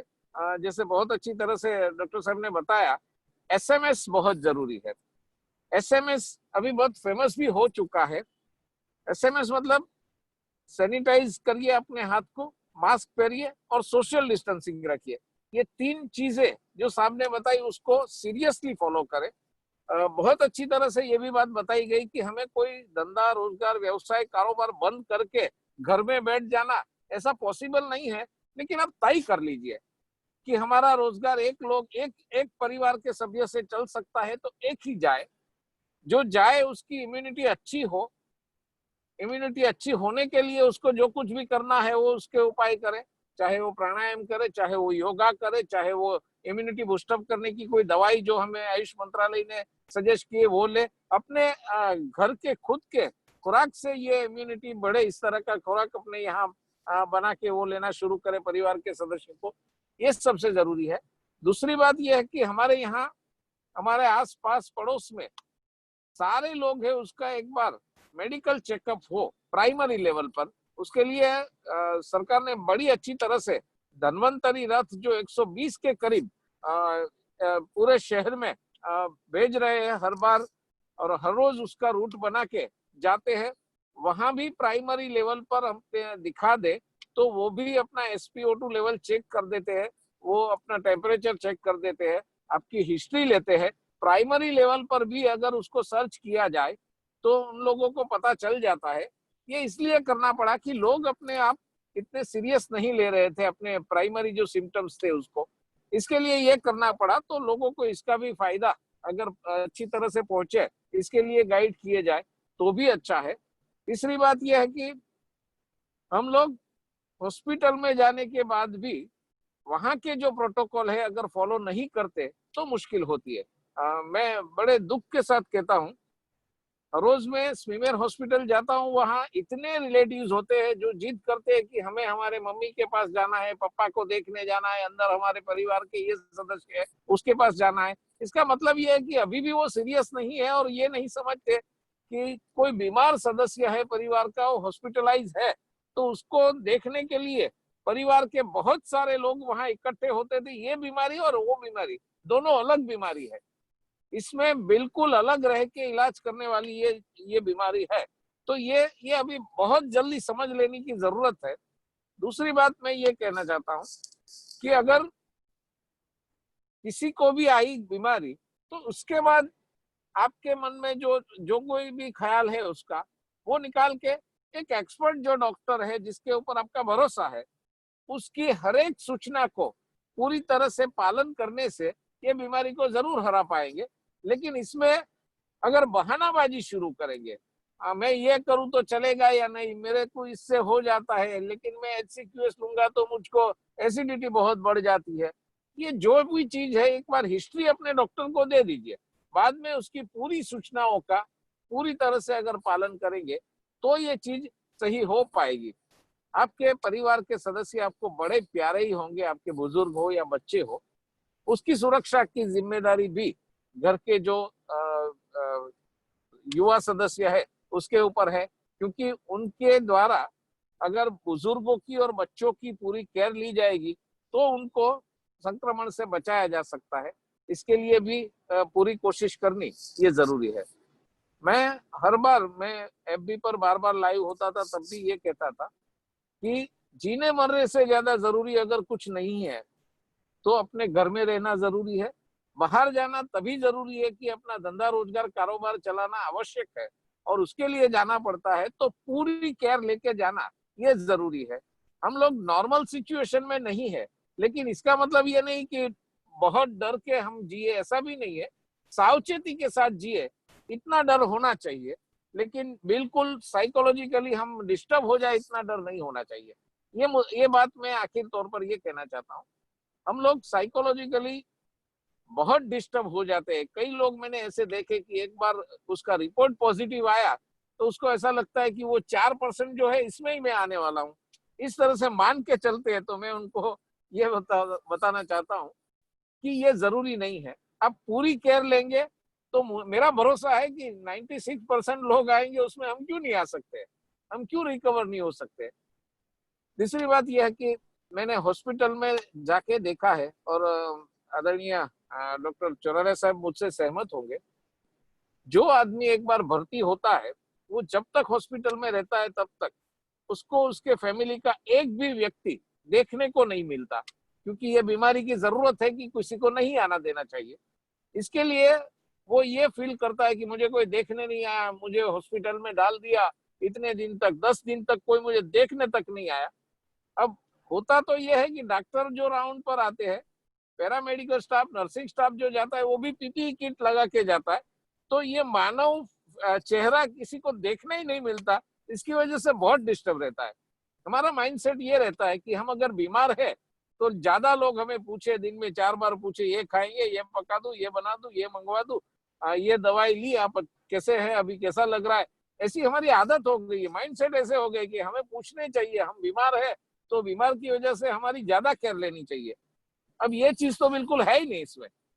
इसी की वजह से शायद लोग ज्यादा डर रहे कि मेरे पास कोई नहीं आता है, मेरा खुद का भाई नहीं आया, मेरे खुद की वाइफ मेरे पास नहीं आती, ये चीज जो होती है उससे लोग ज्यादा डर रहे शायद। तो मुझे लगता है कि साइकोलॉजिकली भी उसको समझाना चाहिए कि वो आपके अच्छे के लिए और आपके परिवार है उनके अच्छे के लिए आप दोनों नहीं मिल सकते, लेकिन और कोई काम हो तो यहाँ से जिस व्यवस्था है उस व्यवस्था के तहत ये हो पाएगी। ये अगर चीज भी अगर पहुंचे तो डर मेरे हिसाब से थोड़ा कम हो पाएगा। बाकी टेक्निकल एक्सपर्ट तो मैं हूं नहीं, इसलिए ये तो मैं आपको नहीं बता पाऊंगा, लेकिन एक बात तो जरूर है कि सूरत का प्रशासन है, सूरत म्युनिसिपल कॉरपोरेशन है, हर सिचुएशन के लिए बिल्कुल सज्ज है। हम मानते हैं कि जो व्यवस्था हमने की है उसकी अगर जरूरत ना पड़े तो सबसे अच्छी बात है। और ये चीज अगर सूरत के हमारे सारे सूरतियों का पूर्ण सहकार मिलेगा तो ये हो पाएगी। मैं ये मानता हूं कि हेल्थ केयर सर्विसेज प्रोवाइड करने के लिए सूरत म्युनिसिपल कॉर्पोरेशन जो कोशिश कर रहा है वो अपने आप में दूसरे शहरों के मुकाबले काफी अच्छी तरह से ये कर रहे हैं। मुझे गर्व है, मेरा भरोसा है कि सूरत के डॉक्टर और सूरत की हॉस्पिटल, वो चाहे गवर्नमेंट नहीं है, प्राइवेट भी है, तो भी ये अच्छी तरह से काम कर रही है और बिल्कुल मिलजुल के ये काम आगे बढ़ रहा है। दूसरे शहरों में मुझे लगा कि शुरू में डॉक्टर्स ने ये थोड़े हेजिटेट हुए थे, लेकिन सूरत वो शहर था कि सूरत के प्राइवेट डॉक्टर्स भी सबसे पहले आगे आके बोले कि नहीं, हम लोग इसमें प्रशासन के साथ है और हम भी इसके लिए जो कुछ भी करना है करेंगे। इसके लिए सूरत के डॉक्टर के प्रति भी मैं आभार प्रकट करता हूं। लेकिन मेरी हमेशा ये कंप्लेंट रही है कि आप मास्क पहनिए, इसके लिए भी प्रशासन आपके यहाँ आए, आपको ये पेनल्टी करनी पड़े, कोई पुलिस वाला डंडा दिखाए या कॉर्पोरेशन की टीम आके बताए, ये सिचुएशन जरूरी नहीं है। इसके लिए इतना डर होना चाहिए, बीमारी का डर नहीं होना चाहिए, लेकिन अगर आप रूल फॉलो नहीं करेंगे तो आपको डर होना चाहिए कि हाँ, रूल फॉलो नहीं करेंगे तो हमें आके पेनल्टी करेंगे। लेकिन हेल्दी सिचुएशन ये है कि किसी को आना ना पड़े, किसी को बताना ना पड़े। ये स्वयंभू इसका अगर अनुसरण हो तो मुझे लगता है कि हर बीमारी के साथ हम जिस तरह से जूझे, लड़े, उसको परास्त करने में सफल हुए, इस बीमारी को भी परास्त करेंगे। लेकिन मैं मानता हूं कि नागरिकों को अपना कर्तव्य अपने तक, कॉर्पोरेशन का कर्तव्य कॉर्पोरेशन सही तरह से बजाए और डॉक्टर्स को अपना कर्तव्य अच्छी तरह से बजाए रहे। ये तीनों का अगर समन्वय होगा तो मैं मानता हूं कि इसमें से बड़ी जल्दी ही हम लोग बाहर निकल पाएंगे। सभी को मैं शुभकामनाएं देता हूं। पहली इसके लिए कि आपने ये अच्छी तरह से ये ऑनलाइन मीटिंग, वर्चुअल मीटिंग करके इतना अच्छा विषय लोगों तक पहुंचाने का प्रयास किया। राहुल और पूरी टीम को मैं अभिनंदन देता हूं। दूसरी बात यह है कि जितने डॉक्टर्स इसमें जुड़े हैं और डॉक्टर्स ने जिस तरह से ये पूरी बीमारी के दरमियान जिस तरह से काम किया है, वो एक तपस्या है और इसके लिए मैं उनका अभिवादन करता हूं।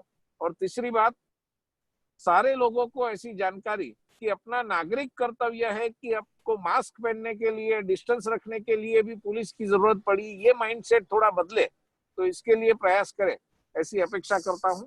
मुझे जुड़ने के लिए आज के दिन ये आपने शामिल किया, इसके लिए मैं व्यक्तिगत तौर पर भी राहुल और आपकी टीम का आभारी हूँ। धन्यवाद। सर, आपसे एक छोटी सी गुजारिश करूंगा, प्लाज्मा डोनेशन के लिए भी थोड़ी सी आप जानकारी दें, और निर्मल सर को भी अगर कोई सवाल पूछना है तो वो डायरेक्टली आपको पूछ सकते हैं। नहीं, मैं राहुल जी, मैं तो मेयर साहब का आभार मानूंगा कि हमारी पूरी मेडिकल फैकल्टी की तरफ से, सूरत के सभी सिटीजन्स की तरफ से, और प्रथम नागरिक होने के नाते आपने और जो म्युनिसिपल कॉर्पोरेशन ने जो पिछले 4-4.5 महीने में जो काम किया है वो बड़ा अनुकरणीय, उदाहरणीय है। और आपने जैसे कहा, यह भी सही बात है कि पब्लिक प्राइवेट पार्टनरशिप जो सूरत सिटी में हुई है, शायद ये भी अपने आप में एक उदाहरण है, ऐसा किसी दूसरे शहर में नहीं हुआ। डे 1 से भी सूरत के सभी डॉक्टरों ने अपने क्लिनिक चालू रखे और किसी भी पेशेंट को किसी भी प्रकार की कोई तकलीफ नहीं हुई। जैसे आपने कहा कि बेड्स की उपलब्धि सबको मिली है, ठीक है, शायद चॉइस का बेड नहीं मिला, फिर बेड सबको मिला, ट्रीटमेंट सबकी हुई है। वैसे भी कोई भी पेशेंट, एक भी एग्जाम्पल नहीं है हमारे पास कि कोई ये कह दे कि मेरा बीमार था और मेरा इलाज नहीं हुआ। जब से मार्च महीने से लेकर आज तक पूरी मेडिकल फ्रेटर्निटी ने सूरत म्युनिसिपल कॉर्पोरेशन के साथ और हेल्थ अथॉरिटी के साथ मिलकर कंधे से कंधा मिला के काम किया है, और मैं पूरे हेल्थ अथॉरिटीज का आभार मानना चाहता हूं। And because you are the first citizen of the city, आपका आभार मान के पूरे शहर का और पूरे म्युनिसिपल कॉर्पोरेशन तंत्र का मैं आभार मानता हूँ। और बहुत ही अच्छे ढंग से हमने हर चीज को हैंडल किया है, और आगे भी मुझे लगता है, विश्वास है कि हम अच्छी इसी ढंग से करेंगे। जो मोर्टेलिटी की बात की आपने 4% की, मुझे लगता है कि ये बहुत ही कम है और भी कम हो जाएगी यदि जो बातें बताई गई है उसका हम यदि पूरा फॉलो करेंगे तो बहुत अच्छा होगा। और मेरा बस एक रिक्वेस्ट आपसे यही है कि जो चीजें मैं पिछले 10 दिन से देख रहा हूँ कि हमारा पूरा फोकस अब how we can reduce the mortality of our elderly people. हमारे जो 65 साल 70 साल के ऊपर के लोग हैं उनकी मोर्टेलिटी हम कैसे कम करें, उसका भी एक जॉइंट एफर्ट्स, एक कॉन्सेंट्रेटेड प्रोग्राम बना के हम आगे बढ़ें तो मुझे लगता है हमारी मोर्टेलिटी और बहुत कम हो जाएगी। आपका बहुत बहुत धन्यवाद, बहुत बहुत आभार, आप हम सबके बीच में आए and you express your views. Thank you very much. Thank you Jagdish sir. Jagdish sir. Rahul मैं सुन रहा हूँ सर, प्लाज्मा डोनेशन के लिए भी आप अगर मैं बिल्कुल एकदम शॉर्ट में बताना चाहूंगा। प्लाज्मा डोनेशन के लिए सूरत स्मीमेर हॉस्पिटल और सिविल हॉस्पिटल दोनों जगह पर डोनर्स अगर संपर्क करके प्लाज्मा डोनेट करना चाहे तो ये शुरू हो चुका है, नंबर 1। इसके लिए एलिजिबिलिटी जो है उसके बारे में कई बार बताया गया, मैं इन शॉर्ट बता दूं कि जिसको एक बार कोरोना पॉजिटिव हो चुका है उसमें से पूरी ट्रीटमेंट करके जो रिकवर हो चुके हैं और फर्स्ट जो सिम्टम देखा उसके बाद 21 से 28 दिन के बीच का इसका पीरियड है, वो अगर अबव 50 किलोग्राम का वजन है, हेल्दी है, ऐसे व्यक्ति प्लाज्मा डोनेट कर सकते हैं। महिलाएं पर्टिकुलरली जिसको कभी ना कभी कोई ना डिलीवरी हुई या मिसकैरेज हो चुका है, उन लोगों का ये प्लाज्मा नहीं लिया जा सकता है। और दूसरी कोई अगर ऐसी बीमारी है जिसकी इंफॉर्मेशन वहां डोनेट करने जाएंगे तो वो हिस्ट्री पूछेंगे तब देंगे आपको। कोई ब्लड के रिलेटेड ऐसी बीमारी है तो उनका नहीं ले सकते। मैं मोटे मोटे तौर पर बताऊं तो जो ब्लड डोनेट कर सकता है ऐसे व्यक्ति ज्यादातर ये प्लाज्मा डोनेट कर सकते हैं, उनके लिए जो एलिजिबल है ये कर सकते हैं। महिलाओं के बारे में मैंने विशेषतः बताया कि इनका नहीं कर सकते। मेरे एफबी पर है, वो भी आप पत्रिकाएं है सर्कुलेट करना चाहे तो वो भी कर सकते हैं। लेकिन संक्रमित व्यक्ति अगर हेल्दी है, उसके बाद रिकवर होके गया है और उसका पूरा वजन अच्छी तरह का है तो वो ये प्लाज्मा डोनेट कर सकता है। एक व्यक्ति अगर प्लाज्मा डोनेट करेगा तो उसमें से 2 पेशेंट को दिया जा सकता है प्लाज्मा।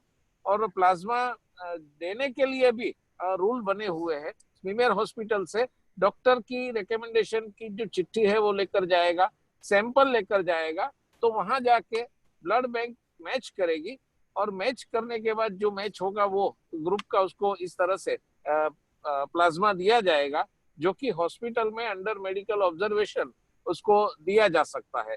लेकिन डॉक्टर की रिकमेंडेशन हो ये सबसे पहली चीज है और डॉक्टर उसी तरह से आपको एडवाइस करेंगे तो उसको आप फॉलो कीजिए। स्मीमेर में और सिविल में दोनों जगह ब्लड बैंक पे ये काम चल रहा है, तो वहां संपर्क करने के लिए आप लोगों को इंस्पायर कर सकते हैं। आपके परिचय में जो भी लोग हैं जो 21 से 28 दिन पहले पॉजिटिव हुए थे, उन लोगों को ये इंफॉर्मेशन दे सकते हैं। लेना नहीं लेना, वो एलिजिबल है नहीं है, वो तो ब्लड बैंक चेक करेंगी। आप वहां तक पहुंचाने में सहयोग करेंगे तो मैं मानता हूं कि बड़ा अच्छा काम ये हो सकता है। और प्लाज्मा थेरापी से अगर पेशेंट अच्छे हो सकते हैं तो इसमें आपका ये सहयोग होगा। एक बार पुनः सर के लिए बहुत बहुत धन्यवाद कि सर ने अपने बिजी शेड्यूल में से तेरापन प्रोफेशनल फोरम के लिए अपना टाइम निकाला। आगे के लिए अब क्वेश्चन आंसर के लिए अखिल को बोलूंगा कि वो हैंड ओवर कर ले। राहुल, मुझे पहले फ्री करना पड़ेगा क्योंकि मैं गाड़ी से बोल रहा हूँ और दूसरे प्रोग्राम के बीच में से बोल रहा हूँ, इसलिए। जगदीश भाई खूब खूब आभार तुम्हारा। थैंक यू निर्मल भाई। किसी मेयर सर का ले लें। Okay, so Nirmal sir, I have few questions for you. वैसे तो लिस्ट बहुत लंबी है लेकिन हम आपने काफी क्वेश्चंस के आंसर तो आप ऑलरेडी दे चुके हैं। Few questions. बाजार में काफी मास्क आ रहे हैं, डिफरेंट वैरायटीज ऑफ मास्क हमें मिल रहे हैं, तो आपके हिसाब से कौन सा मास्क प्रेफरेबल है? कॉटन वाले, सेल्फ मेड, N95, कौन सा मास्क प्रेफरेबल करना चाहिए? देखिए, ऐसा है कि पहली बात यह है कि कम्युनिटी में सबको, जैसे मैंने पहले बताया था कि आप घर से बाहर निकलो मास्क पहन के निकलो और घर में आओ तब तक मास्क लगा के रखो। बीच में जहां भी अकेले हो गए हो, आसपास कोई नहीं है, घंटे 2 घंटे बाद में 2-3 मिनट के लिए आप मास्क हटा सकते हो और वापिस मास्क यूज कर लीजिए। लेकिन मास्क, सादा कपड़े का मास्क घर पे बना हुआ ही यूज कीजिए। कम्युनिटी के लिए कोई स्पेशल मास्क एडवाइजेबल नहीं है। 2-3 तरह के मास्क होते हैं। एक सादा कपड़े का मास्क जो हम अच्छी तरह घर पे बना सकते हैं, ठीक है, आप कपड़े का मास्क घर पे बना लीजिए, जो हर दूसरे तीसरे दिन आप वॉश कर लीजिए। एक व्यक्ति को 4-4 मास्क अपने बना के दे दीजिए। घर में 6 मेंबर है तो 20 मास्क बना के रख लीजिए, सबके अपने 4-4 मास्क रहेंगे, रोज नया मास्क यूज करेंगे, फिर एक साथ धो डालेंगे, उसको ड्राई कर लीजिए। कोई स्पेशल मास्क मेडिकल शॉप से जाके लाने की जरूरत नहीं। सर्जिकल मास्क जो होता है, जो ग्रीन कलर का मास्क होता है, ये हाँ। सर्जिकल मास्क जो होता है वो सिर्फ हेल्थ केयर वर्कर के लिए। यदि मैं आपको दिखा दूं, this is non A surgical mask, इसको 3 लेयर मास्क कहते हैं। ये मास्क जो हेल्थ केयर वर्कर होते हैं, जो हॉस्पिटल में काम करते हैं, जैसे रिसेप्शन पर रिसेप्शनिस्ट बैठी है, जिनका पेशेंट के साथ बार बार कॉन्टेक्ट होता है, यानी पेशेंट आता है दिखा के जाता है, जो मूवमेंट ज्यादा करता है, तो उनके लिए सर्जिकल मास्क है, only for health care workers, इसको हम कहते हैं सर्जिकल मास्क। ठीक है। फिर आता है एक N95 मास्क। ये जो मास्क है ये N95 मास्क है। ये इसमें 5 लेयर होते हैं अंदर। ये this is known as N95 mask. और ये अलग अलग तरह के मास्क होते हैं, अलग अलग आपको साइज में मिल जाएंगे। The best most important part क्या है, ये ऊपर नोज क्लिप होती है, तो जब आप चेहरे पे लगाते हो तो ऐसे लगते ही ये लग जाते हैं। But this N95 mask are recommended only for the health care workers, डॉक्टरों के लिए, जो क्लिनिक में पेशेंट देख रहे हैं, जो सामने पेशेंट आते हैं वो इन्फेक्टेड होते हैं, तो उनके जो वायरस आता है तो वायरस शरीर में नहीं प्रवेश करे, इसके लिए N95 मास्क होते हैं। ये भी मास्क जो है वो N95 मास्क है, ये एक्सपीरेटर के साथ है, यानी यहाँ से आपको हवा बाहर जाती है। This is a protective for the person. लेकिन क्या होता है कि नजदीक में कोई दूसरे व्यक्ति कॉन्टेक्ट में रहते हैं तो उनको इन्फेक्शन हो सकता है, तो these are not advisable. Best thing is N95 mask जो है डॉक्टर्स या हेल्थ केयर वर्कर जो ज्यादा पेशेंट देख रहे हैं, जैसे जनरल प्रैक्टिशनर है, कंसल्टेंट है, उनके लिए N95 मास्क होता है। और जो पेशेंट को वार्ड में आईसीयू में मैनेज करते हैं उनके लिए पूरी पीपी किट होती है, जो ऊपर से लेकर नीचे तक पहना जाता है। उसमें गॉगल्स भी होते हैं, फेस शील्ड भी होती है, शू कवर होते हैं और पूरा बॉडी कवर होता है। तो नॉर्मल जनरल पब्लिक के लिए और कम्युनिटी के लिए घर में बनाए हुए सादे कपड़े के mask that is more than enough. आप वही मास्क को यूज करें। आप घर पे अपना कोई भी मोटा कपड़े का लेके बना सकते हैं, उसमें कोई एक्स्ट्रा कुछ करने की जरूरत नहीं। तो कोई भी ये बाहर के मास्क N95 ये नहीं, this is just wastage of money. Second thing, not only the money, it is wastage of the resources. आज हेल्थ केयर पर्सनल्स के लिए यदि सब कॉमन पब्लिक 95 मास्क यूज करने लग जाएगी तो हेल्थ केयर प्रोफेशनल के लिए शॉर्टेज हो जाएगी। और हमने देखा था इनिशियली कितने सारी शॉर्टेज थी। तो this is only for the health care workers. तो ये आप सादा मास्क यूज करें जहां तक मास्क का सवाल। Thank you sir. Next question जो है हमारे साथ में कि सर काफी देखा गया है कि कभी जो रेसिडेंशियल बिल्डिंग्स में या फिर ऑफिसेज में जब एंट्री होती है तो एक टेम्परेचर चेक किया जाता है और ऑक्सीमीटर से ऑक्सीजन चेक किया जाता है। तो सर इसका रिक्वायरमेंट एंड मतलब ऐसा भी तो हो सकता है कि काफी लोग घर से जिसको बुखार है वो निकलते हुए कुछ पैरासिटामोल या काइंड ऑफ ले ले और फिर वो ऐसे एंट्री करे, मतलब इन दोनों चीजों का यूज क्या है, टेम्परेचर और ऑक्सीमीटर का? देखिए, जहाँ पे एक साथ ज्यादा लोग इकट्ठे होते हैं, जैसे इंडस्ट्री होती है या बिजनेस प्रीमाइसेस होते हैं या मॉल होते हैं, जहाँ 400-500 लोग एक साथ आते हैं, 200 आते हैं, वहां पे आप एक टेम्परेचर स्क्रीनिंग करो, बात समझ में आती है कि चलो भाई फीवर वाला है तो उसको शायद मालूम नहीं है 99, 99.5, 100, नॉर्मली 100 से ऊपर जाता है तो हम गिरेंगे, तो उनको हम कह सकते हैं यदि आपको फीवर है तो आप लोगों के साथ मिक्स मत होइए, ठीक है। लेकिन अपने घर में आने के लिए या सोसाइटी में आने के लिए पहली बात है कि जो कॉमन लोग हैं जो सोसाइटी में रहे उनकी एंट्री करें। बाहर के लोगों की एंट्री जहां तक हो सके आप रिस्ट्रिक्ट कीजिए, वो सोसाइटी के गेट तक ही आए, वहीं पे अपना सामान छोड़ दे, वॉचमैन ऊपर तक पहुंचा दे, जितने कम से कम लोग आए उतना अच्छा है। और यदि मान लो मेड आपके घर में काम कर रहे हैं या कर रही है, यदि वो आ रहे तो पहले ये है कि उनको मास्क का यूज करना बराबर सिखाया जाए, कंपल्सरी मास्क यूज करे, वो घर में जब तक रहे तब तक मास्क यूज करे, घर में एंट्री ले तो साबुन से हाथ धोए, सैनिटाइजर का उपयोग करे। और उनको यदि ये पूछा जाए कि भाई आपको यदि टेम्परेचर आ रहा है या कुछ बुखार है तो आप मेहरबानी करके आइएगा मत, 14 दिन के लिए उसको छुट्टी दे दीजिए। और बाकी जो यदि आप एक, this is more of A psychological, आपने वो गन लगा के माथे पे लगा दी और देख लिया कि चलो थर्मामीटर में आपको टेम्परेचर दिख गया, इससे ज्यादा है कि या तो पूछा जाए कि यदि आप एंट्री कर रहे हो तो भी आपको कोई बुखार है, ऐसा तो नहीं है। और ज्यादातर आदमी सच बोलेंगे, झूठ बोलने की कोई बात नहीं है, लेकिन इससे बेस्ट थिंग है आप उसको रिस्ट्रिक्ट करो। जितनी मूवमेंट रिस्ट्रिक्ट करेंगे पब्लिक के अंदर उतना ही अच्छा रहेगा।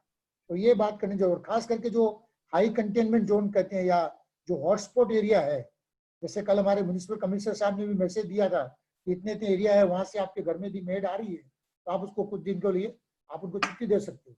तो ये वो चीज ज्यादा जरूरी है पल्स ऑक्स चेक करने का तो कोई मतलब बनता नहीं है। एंट्री के टाइम में पल्स ऑक्स लेने का कोई अर्थ नहीं है। पल्स ऑक्स उनके लिए है कि जिनको सिम्टम्स है, जिनको बीमारी है। अब उनको ये देखना है कि उनको माइल्ड सिम्टम है या बीमारी बढ़ गई है, तो उनको एक वो पल्स जो पोर्टेबल पल्स ऑक्स दिया जाता है कि आप घर में रखिए और चेक कीजिए। तो वो इंडिविजुअल केस के लिए है। ऐसा नहीं है कि अंदर आ रहा है उसका ऑक्सीजन लेवल कितना है, वो नहीं करना है। That is not absolutely not required. तो उसका कोई यूज नहीं है। थर्मामीटर जो मैंने आपको कहा टेम्परेचर चेक उनका करना है जहाँ मासिज में लोग की एंट्री हो रही है, जो आपके कंट्रोल में नहीं है, तो वहाँ जरूर चेक करते हैं कि भाई, अब जैसे मान लो कि हमारे यहाँ अस्पताल में जब विजिटर्स आते हैं, यूजुअली हम रिस्ट्रिक्ट करते हैं विजिटर्स को आजकल, फिर भी कोई आ रहा है तो उसका हम टेम्परेचर चेक कर लेते हैं। यदि आपको फीवर है तो मेहरबानी करके आप अंदर मत जाइए, क्योंकि आप घूमेंगे तो दूसरों को भी इन्फेक्शन होने का डर रहता है। इसके लिए temperature monitoring only on public places या एंटरप्राइजेस ठीक है। घर में या सोसाइटी में आने के लिए I don't think it's right thing to do, कोई जरूरत नहीं है। सर, जैसे इम्यूनिटी ये कहा गया कि कोविड के लिए अपनी इम्यूनिटी अगर हम बढ़ाते हैं तो उससे बेनिफिट रहता है, तो कुछ ऐसी मेडिसिन या कुछ टैबलेट्स जिससे इम्यूनिटी बढ़े, ऐसा कुछ आप अगर बताएंगे तो? देखिए, ऐसा है, मेरा पर्सनल मंतव्य ये है कि इम्यूनिटी एक तो नेचुरल होती है, इनहेरेंट इम्यूनिटी होती है जो हमें बीमारियों से बचाती है, और ओल्ड एज में डेफिनेटली इम्यूनिटी कम हो जाती है। इसीलिए कहते हैं 65 से ऊपर की जो एज है उनकी इम्यूनिटी कम है तो उनको ज्यादा बचाना है। या किसी को कोई तकलीफ है, जैसे डायबिटीज है, तो उसके कारण इम्यूनिटी कम हो रही है, तो डायबिटीज वालों को ज्यादा ध्यान रखना है। और इस बीमारी में जो हमारा ऑब्जर्वेशन ये है, जिनको डायबिटीज या शुगर की तकलीफ है उनको ये बीमारी आती है तो थोड़ी तकलीफ ज्यादा होती है, तो उनको विशेष ध्यान रखना है कि उनकी शुगर कंट्रोल में रहे, वो अपनी दवाइयाँ रेगुलर ले। प्रेशर और डायबिटीज की जो दवाइयाँ चल रही है, या किसी को अपनी हार्ट की दवाइयाँ चल रही है, वो कोई भी दवाई बंद नहीं करे, सब दवाइयाँ अपने डॉक्टर की सलाह से चालू रखे। और इम्यूनिटी बढ़ाने के लिए ऐसा है कि एक तो नेचुरल इम्यूनिटी होती है, वो आपकी डिपेंड करती है आपकी हेल्थ के ऊपर, और जो पाया गया सबसे ज्यादा, और मेरा ये पर्सनल रिकमेंडेशन सबको होगा कि नींद को कंप्रोमाइज नहीं करें। Sleep is the best for immunity. यदि आप अच्छी नींद ले रहे हो 7 से 8 घंटे की, तो बॉडी को थकान कम होती है, और बॉडी एक नेचुरल हीलिंग है। जो नींद का जो समय है, ये कुदरत ने हमें हीलिंग का टाइम दिया है। जैसे हम रात को मोबाइल फोन को चार्ज करते हैं, हमारी बॉडी भी चार्ज होती है। हमारी जो एनर्जी जो है दिन में काम में कम हो जाती है, वो वापस रिप्लेनिश होती है। बॉडी के बहुत सारे सेल्स हैं, वो रीजनरेट होते हैं रात को। तो नींद को कॉम्प्रोमाइज नहीं करें। यदि नींद कॉम्प्रोमाइज होती है तो इम्यूनिटी पे डेफिनेटली असर आता है। आप देखिए, यदि 2-3 दिन आप बहुत ज्यादा हेक्टिक वर्क कर लेते हो तो लोगों को सर्दी हो जाती है, फ्लू हो जाता है, छींकें आने लग जाती है, हल्का माइल्जिया हो जाता है। तो सबसे पहला है नींद। मैं रेकमेंड करूंगा 7 से 8 घंटे की नींद सब लोग लें। दूसरा, फिजिकल एरोबिक एक्सरसाइज, जो आपको चाहे 20 मिनट या 30 मिनट का वॉक करें, या आप कोई एक्सरसाइज करें, योगा करें, प्राणायाम करें, 30 से 45 मिनट यदि आप अपनी हेल्थ के लिए देंगे, जैसे हमारे यहाँ जीवन विज्ञान में हम करवाते हैं, योग करवाते हैं, प्राणायाम करवाते हैं, तो ये 30 से 45 मिनट का सबको देना चाहिए। ये नंबर 2। तीसरा, जितने भी इम्यूनिटी है इसमें विटामिन और मिनरल्स का रोल है, लेकिन विटामिन और मिनरल्स की गोलियां खाने की बजाय यदि हम नेचुरल सोर्स ऑफ विटामिन लें तो वो ज्यादा अच्छा है। विटामिन और मिनरल्स का नेचुरल सोर्स है लीफी वेजिटेबल्स, जो ग्रीन लीफी वेजिटेबल्स हम कहते हैं, उसका उपयोग ज्यादा करें, और फ्रूट्स का उपयोग ज्यादा करें। इसलिए हम कहते हैं फल और सब्जी, इसका ज्यादा उपयोग करें, ज्यादा मात्रा में। और ऑल वेराइटी ऑफ फ्रूट्स, सभी अलग अलग वेराइटी के फ्रूट्स लें ताकि हमको सब प्रकार के विटामिन मिले। लीफी वेजिटेबल्स का उपयोग करें जिससे मिनरल्स मिले। विटामिन के गोलियों के बारे में ये कहा जाता है कि आप नेचुरल फूड से यदि विटामिन लेते हैं वो हेल्थ के लिए ज्यादा अच्छा है रादर देन टेकिंग टेबलेट्स। हाँ, ये कहा गया है कि विटामिन सी और जिंक ये दोनों इम्यूनिटी बढ़ाने में मदद करते हैं। विटामिन सी जो है वो रेस्पिरेटरी डिसीजेस, जो सांस की बीमारियां होती है, उसमें मदद करता है। और विटामिन सी जिससे मिलता हो, यदि आप नेचुरल उसका उपयोग करेंगे, जैसे साइट्रस फ्रूट्स है, ऑरेंज है, मौसम्बी है, नींबू है, अमरूद है, इस टाइप के जिसमें आपको विटामिन सी ज्यादा मिलता हो, तो उसका नेचुरल प्रयोग ज्यादा करें। कहने के लिए डॉक्टर्स भी कहते हैं 500 मिलीग्राम विटामिन सी सुबह शाम लीजिए, लेकिन व्यक्तिगत रूप से मैं कंटिन्यूस कोई भी दवाई लेनी पड़े इसकी मैं फेवर में नहीं हूँ। मैं चाहता हूँ नेचुरल सोर्स से आप विटामिन लें, वो ज्यादा अच्छा है। हाँ, जिंक जो है, जिंक के बारे में भी ये इम्यूनिटी बढ़ाता है जिंक, और जिंक हमारे दूध में मिलता है, नट्स में मिलता है, और काजू और बादाम में भी है। तो ये जो चीजें जो यदि आप नेचुरल प्रयोग करें तो ज्यादा अच्छा है। डॉक्टर से रेकमेंड करते हैं आप जिंक 50 मिलीग्राम की टेबलेट आती है, तो रोज की एक गोली लीजिए, आपकी इम्यूनिटी बढ़ाएगी। इश्यू ये है कि आप कब तक लेते रहेंगे, 3 महीने तक, 6 महीने तक, साल भर कब तक लेते रहेंगे। सो बेस्ट थिंग है कि आप अच्छी नींद लें, अपने व्यायाम का यदि आदत में नहीं है तो उसको आदत में डालें, कम से कम 20 से 30 मिनट का वॉक करें, 10 से 15 मिनट प्राणायाम के लिए दें, और नेचुरल फ्रूट्स और वेजिटेबल्स का इंटेक बढ़ा दें। तो मुझे लगता है कि इम्यूनिटी अपने आप ही रहेगी। और उसके बाद में ये जो 3 आपका SMS है उसका उपयोग कीजिए। अखिल, एक मिनट। हमारे साथ में हमारे पूर्व राष्ट्रीय अध्यक्ष प्रकाश जी मालू जी जुड़े हुए हैं, उनका प्रश्न पूछने दीजिए। प्रकाश जी, अपने आप को अनम्यूट कीजिए सर।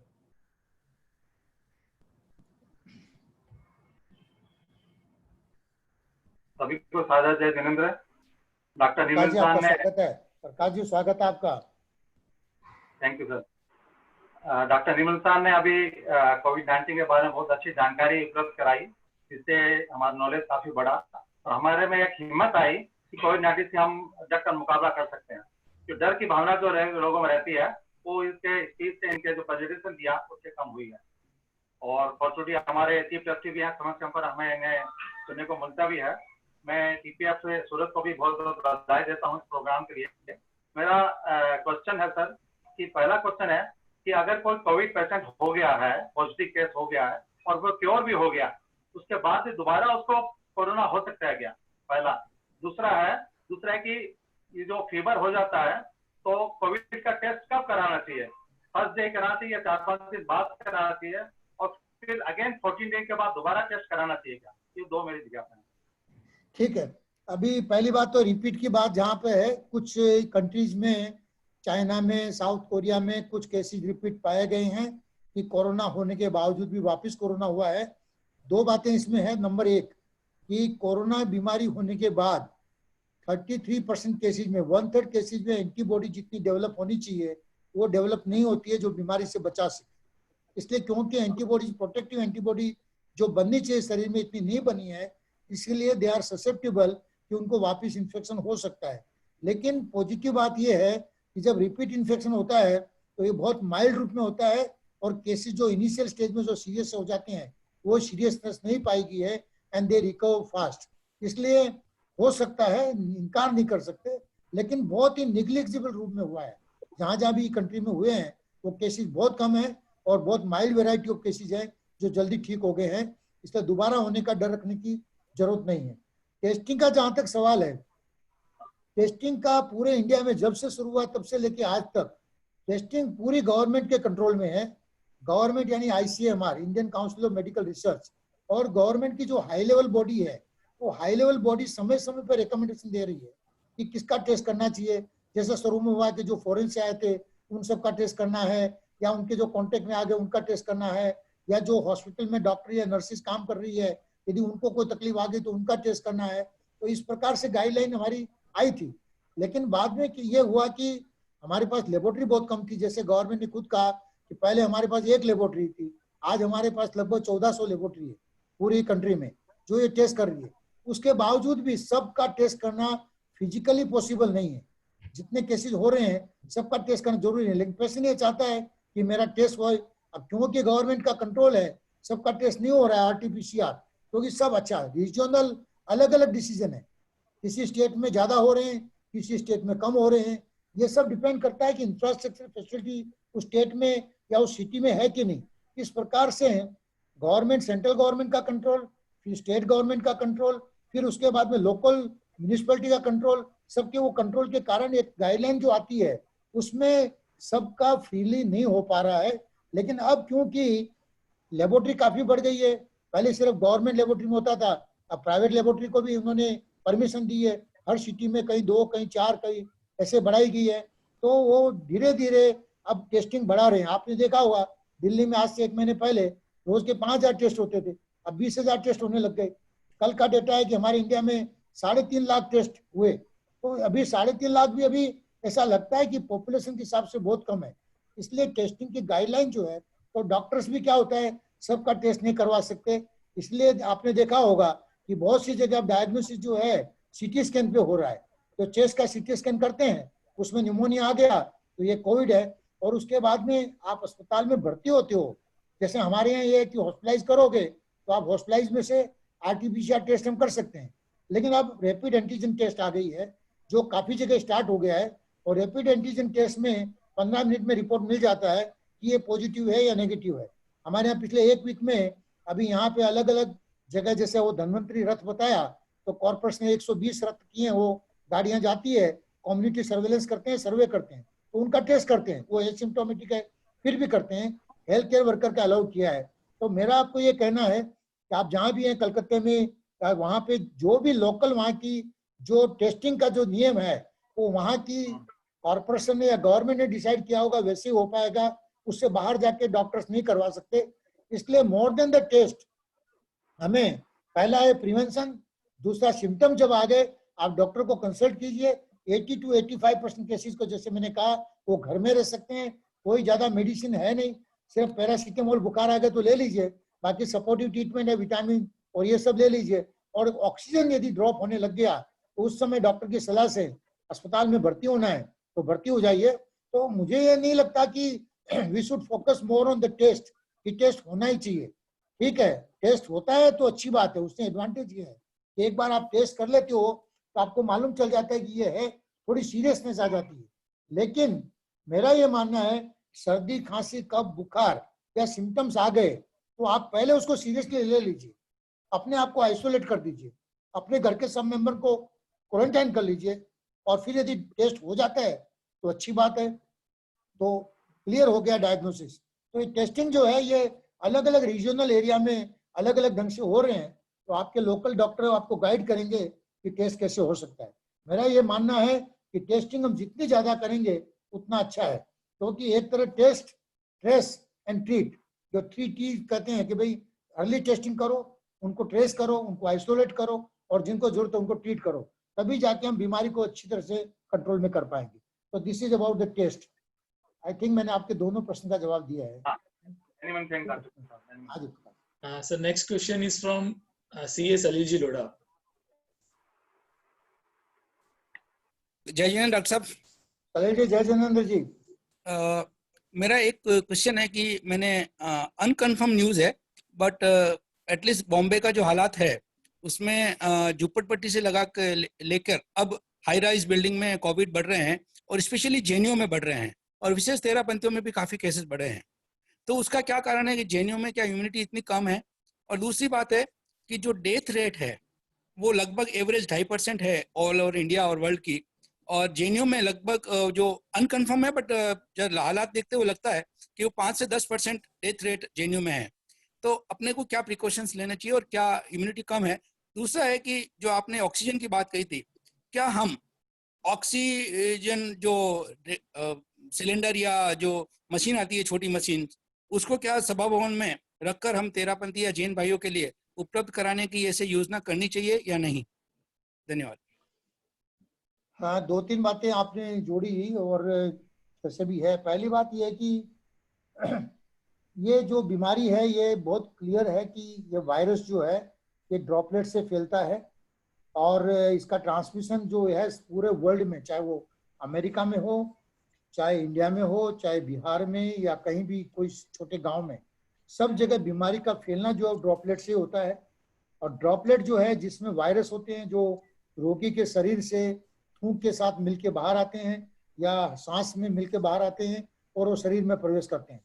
तो जहाँ जहाँ हाई डेंसिटी होगी, जहाँ जहाँ लोग ज्यादा कांटेक्ट में रहेंगे, जैसे मान लो एक रूम में 10 लोग रह रहे हैं, या छोटे फ्लैट में 1 रूम किचन का फ्लैट है जहाँ 10 की फैमिली है, यदि वहाँ पे यदि किसी को हो रहा है, या जैसे इंडस्ट्री में कहीं आप हैं जहाँ पे इंडस्ट्रियल सिचुएशन ऐसी है कि एक साथ 10-12 लोग बैठ रहे हैं, तो ये बीमारी जल्दी फैल जाती है।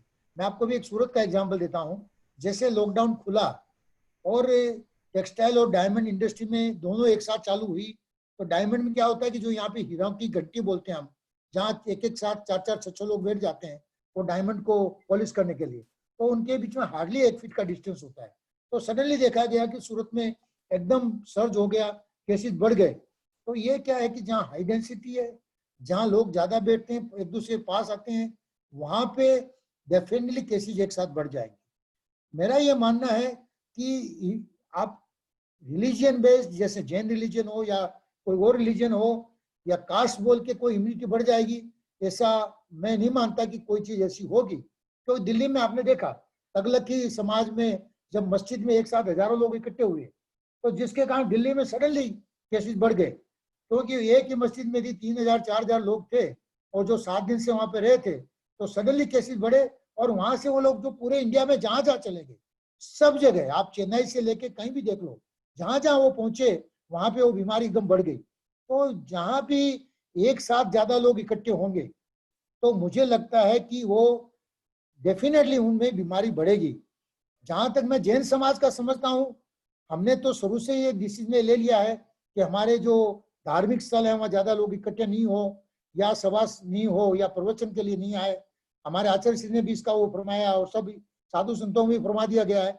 लेकिन यदि कहीं लोग इकट्ठे हो रहे हो सिर्फ धार्मिक वातावरण के कारण, तो मुझे लगता है कि यदि ऐसा आपने ऑब्जर्वेशन में लिया है कि जनों में बढ़ा है, तो ये देख लीजिए कहीं ये तो नहीं है कि धर्म संस्थानों में आज भी लोग जा रहे हैं और किसी चीज को फॉलो नहीं कर रहे हैं। तो यदि ऐसा होगा तो डेफिनेटली वो बढ़ेगा। So it is not related to the community, I think it is related to the people getting together. यदि आप एक साथ ज्यादा लोग इकट्ठे होते हैं और वो इसको फॉलो नहीं करते हैं, हमें लगता है कि हमारा हाइजीन तो बहुत अच्छा है, हमारी इम्यूनिटी अच्छी है, हम तो वेल टू डे फैमिली से हैं, हमारे घर में कोई बीमार नहीं हुआ, तो हम कैसे बीमार हो जाएंगे? तो 100% बीमारी आएगी, ये बात निश्चित है। तो मुझे नहीं लगता है कि it is something related to community, it is related to, यदि बड़ा है तो इट इज रिलेटेड टू, यदि ज्यादा लोग इकट्ठे होते होंगे एक साथ होना चाहिए, ताकि I don't think this disease can spare कि भाई एक कम्युनिटी को होगा या दूसरी कम्युनिटी को नहीं होगा। जहां तक मोर्टेलिटी का सवाल है, यदि मुझे लगता है कि ये सब डाटा आप एक साथ जब लेंगे तो ही हमें मालूम पड़ेगा, लेकिन मेरे पास कोई इसका साइंटिफिक रीजन नहीं है। मैं सिर्फ इतना मानता हूं कि ओवरऑल मोर्टेलिटी जो है वो अबव 70 ज्यादा है। जहां जहां 70 साल से ज्यादा लोग हैं या तो उनमें मोर्टेलिटी बढ़ी है। अब आप ये देखिए कि क्या ऐसा है, ये हमें एक रिसर्च का विषय है, सब डेटा जब इकट्ठा करेंगे तो मालूम पड़ेगा। तो क्या because of the Jain they are following discipline, बहुत सारे डिसिप्लिन फॉलो करते हैं वो अपनी लाइफ में, बिकॉज ऑफ आवर जैनिज्म उनकी लाइफ स्टाइल अलग है। तो क्या हमारी जैन कम्युनिटी की एक longevity in comparison to other community ज्यादा है क्या?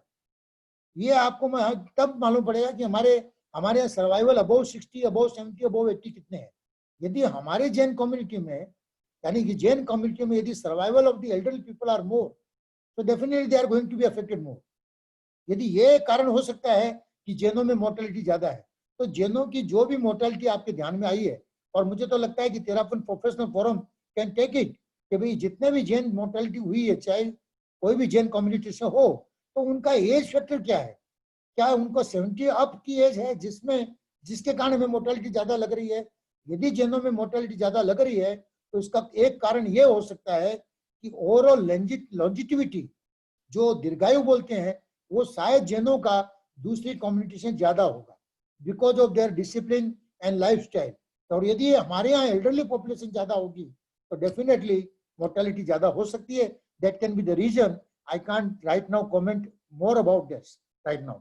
यदि ये ऑब्जर्वेशन है तो ये डेफिनेटली एक रिसर्च का विषय है, और मुझे लगता है यदि ऐसा है तो हमें ज्यादा ध्यान देना होगा कि यदि हमारे परिवारों में बुजुर्ग ज्यादा हैं तो हमें ज्यादा ध्यान रखना पड़ेगा। दूसरी एक बात जो सलील जी में आपके प्रश्न से अभी दिमाग में मेरी आई है कि हमारे यहाँ जैनों में अभी भी न्यूक्लियर फैमिली इतनी ज्यादा नहीं है जितनी दूसरी कम्युनिटी में देखी गई। Still we are living in a joint family system, और यदि आप जॉइंट फैमिली में रह रहे हो जहाँ एक साथ 8 या 10 मेंबर एक साथ रह रहे हैं, तो definitely infection rate will also increase in our family. So can that be a reason? But this is just two things which I feel: more of an elderly population, and second, living in a joint family with too many people sharing the same house. Is it the reason for increased mortality in Jainism? If it is true, that's all I want to say.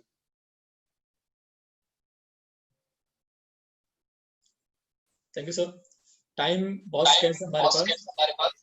So one last question from Mobiji Derasaria.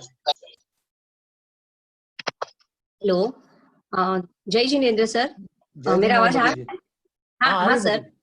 हाँ sir, मेरा question ये है कि अब जितना Covid की इतनी बातें हो रही है लास्ट 3 या 4 मंथ से, तो हम लोग मेंटली भी डिप्रेशन तो नहीं कह सकते, लेकिन थोड़ा भी कुछ होता है, सर्दी होती है तो लगता है कहीं मुझे कोविड नहीं है, थोड़ा सा भी खांसी आती है तो डर लगता है, थोड़ा सा भी शरीर में पेन होता है तो डर लगता है। तो सर कितनी बार हम कोविड चेक करवाएंगे? मतलब आज लगा, 4 दिन बाद नहीं लगेगा, फिर 5 दिन बाद लगेगा। तो सर ये मेंटली सोचने से भी कोविड आ सकता है क्या, या इससे क्या कैसे बच सकते हैं sir?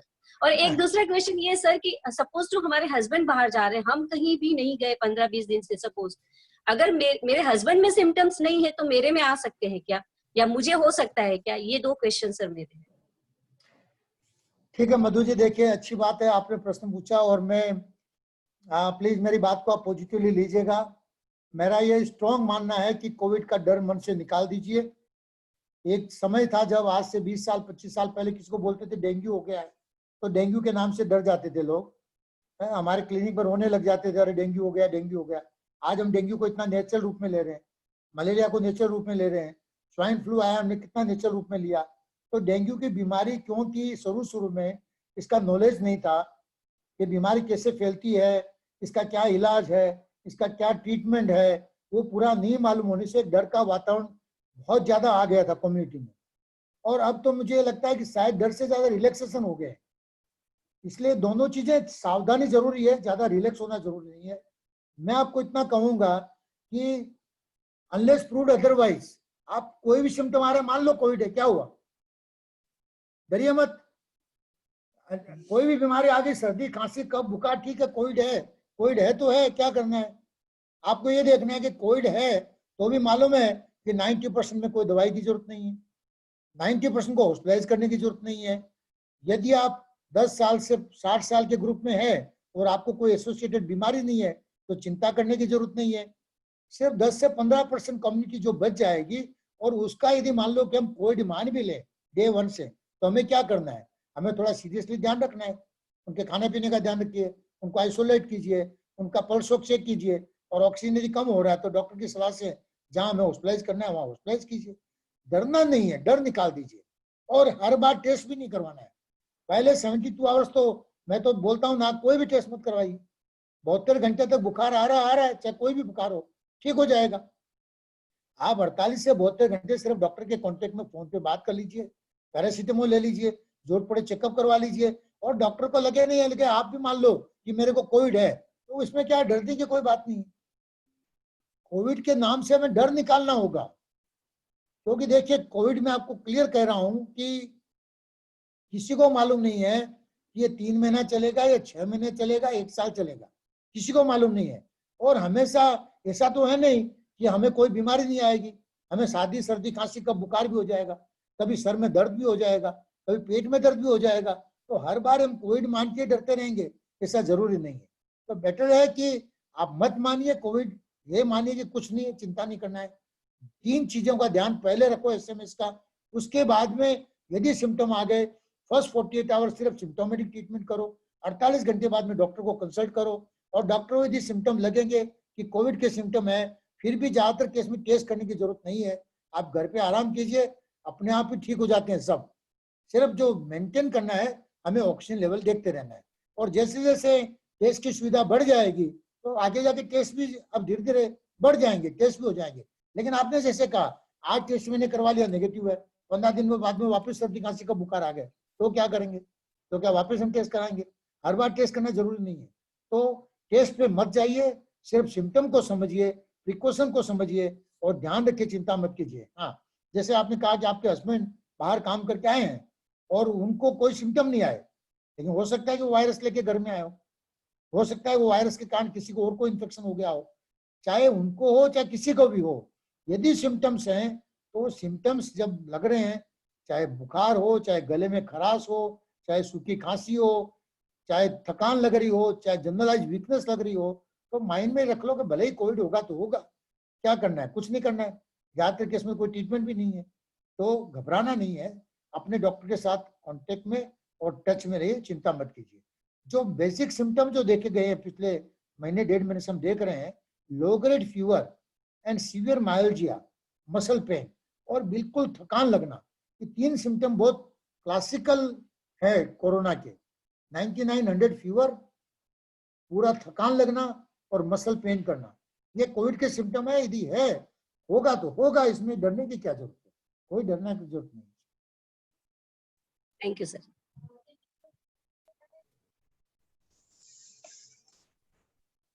Thank you so much sir.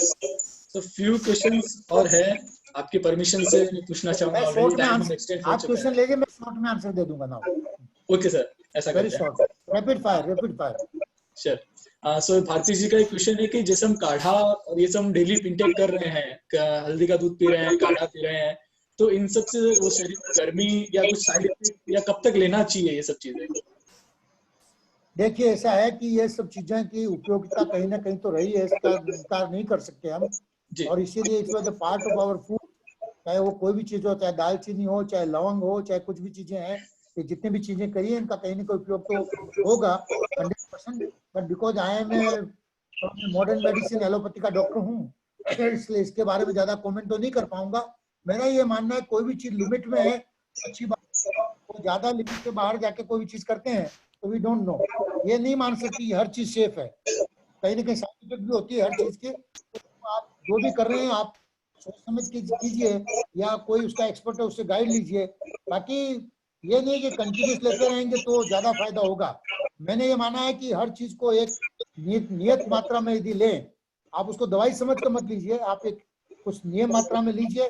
और जहां भी आपको खुद को बॉडी में लग रहा है कुछ सिम्टम आपको ऐसे लग रहे हैं जो आपके रूटीन को डिस्टर्ब कर रहे हैं, तो मुझे लगता है कुछ दिन के लिए बंद करके देख लीजिए, ठीक है। जैसे किसी को मान लो एसिडिटी हो गई है, किसी को जलन हो गई है, किसी को लगता है मेरे को गर्मी बढ़ गई है, दीज आर ऑल ऐसे सिम्टम है। क्योंकि ये जितनी भी चीजें हैं इसका कोई साइंटिफिक स्टडी नहीं है, कोई रिसर्च नहीं हुई है कि इसके कारण ये है। हम मानते हैं कि इससे फायदा होगा क्योंकि सदियों से चली आ रही है। इसलिए मैं ये भी नहीं कहूंगा कि आप मत लीजिए, आप अपने स्वास्थ्य के हिसाब से लीजिए, जो आपके शरीर को सूट हो रही है तो लीजिए, नहीं सूट हो रही है तो मत लीजिए।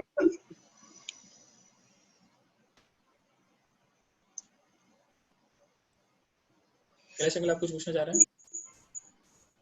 कैलाश जी नहीं, ठीक है, आई थिंक समाहित हो गया मेरा क्वेश्चन। ओके सर, एक क्वेश्चन ये भी है कि जैसे वेजिटेबल्स और फ्रूट्स मार्केट से लेके आते हैं तो काफी ये कहा गया है कि उसे बेकिंग सोडा के अंदर वॉश करना चाहिए, या उसे आप 2 दिन बाहर ही रख लीजिए, बाद में उसका यूज कीजिए, तो इसके ऊपर थोड़ा कुछ लाइट डालेंगे? आप थोड़ा सा गर्म पानी में उसको धो डालिए और आधा पौन घंटे के लिए उसको रहने दीजिए, ड्राई कर दीजिए, and I think that is more than enough. लोगों ने सोडा बाई का भी एडवाइस किया है, कोई नमक भी एडवाइस करते हैं, कोई पोटेशियम परमैंगनेट में भी करना एडवाइस कर रहे हैं। बट आई थिंक गर्म पानी में आप वेजिटेबल्स को अच्छी तरह से साफ कर दीजिए, उनको आधा घंटे तक चाहे बाहर रख लीजिए और उसके बाद में उसको ड्राई करके आप यूज कीजिए। क्योंकि ज्यादातर वेजिटेबल हम लोग जो है वो कच्ची वेजिटेबल नहीं खाते, we cook them and then we eat, so I think that will destroy the virus.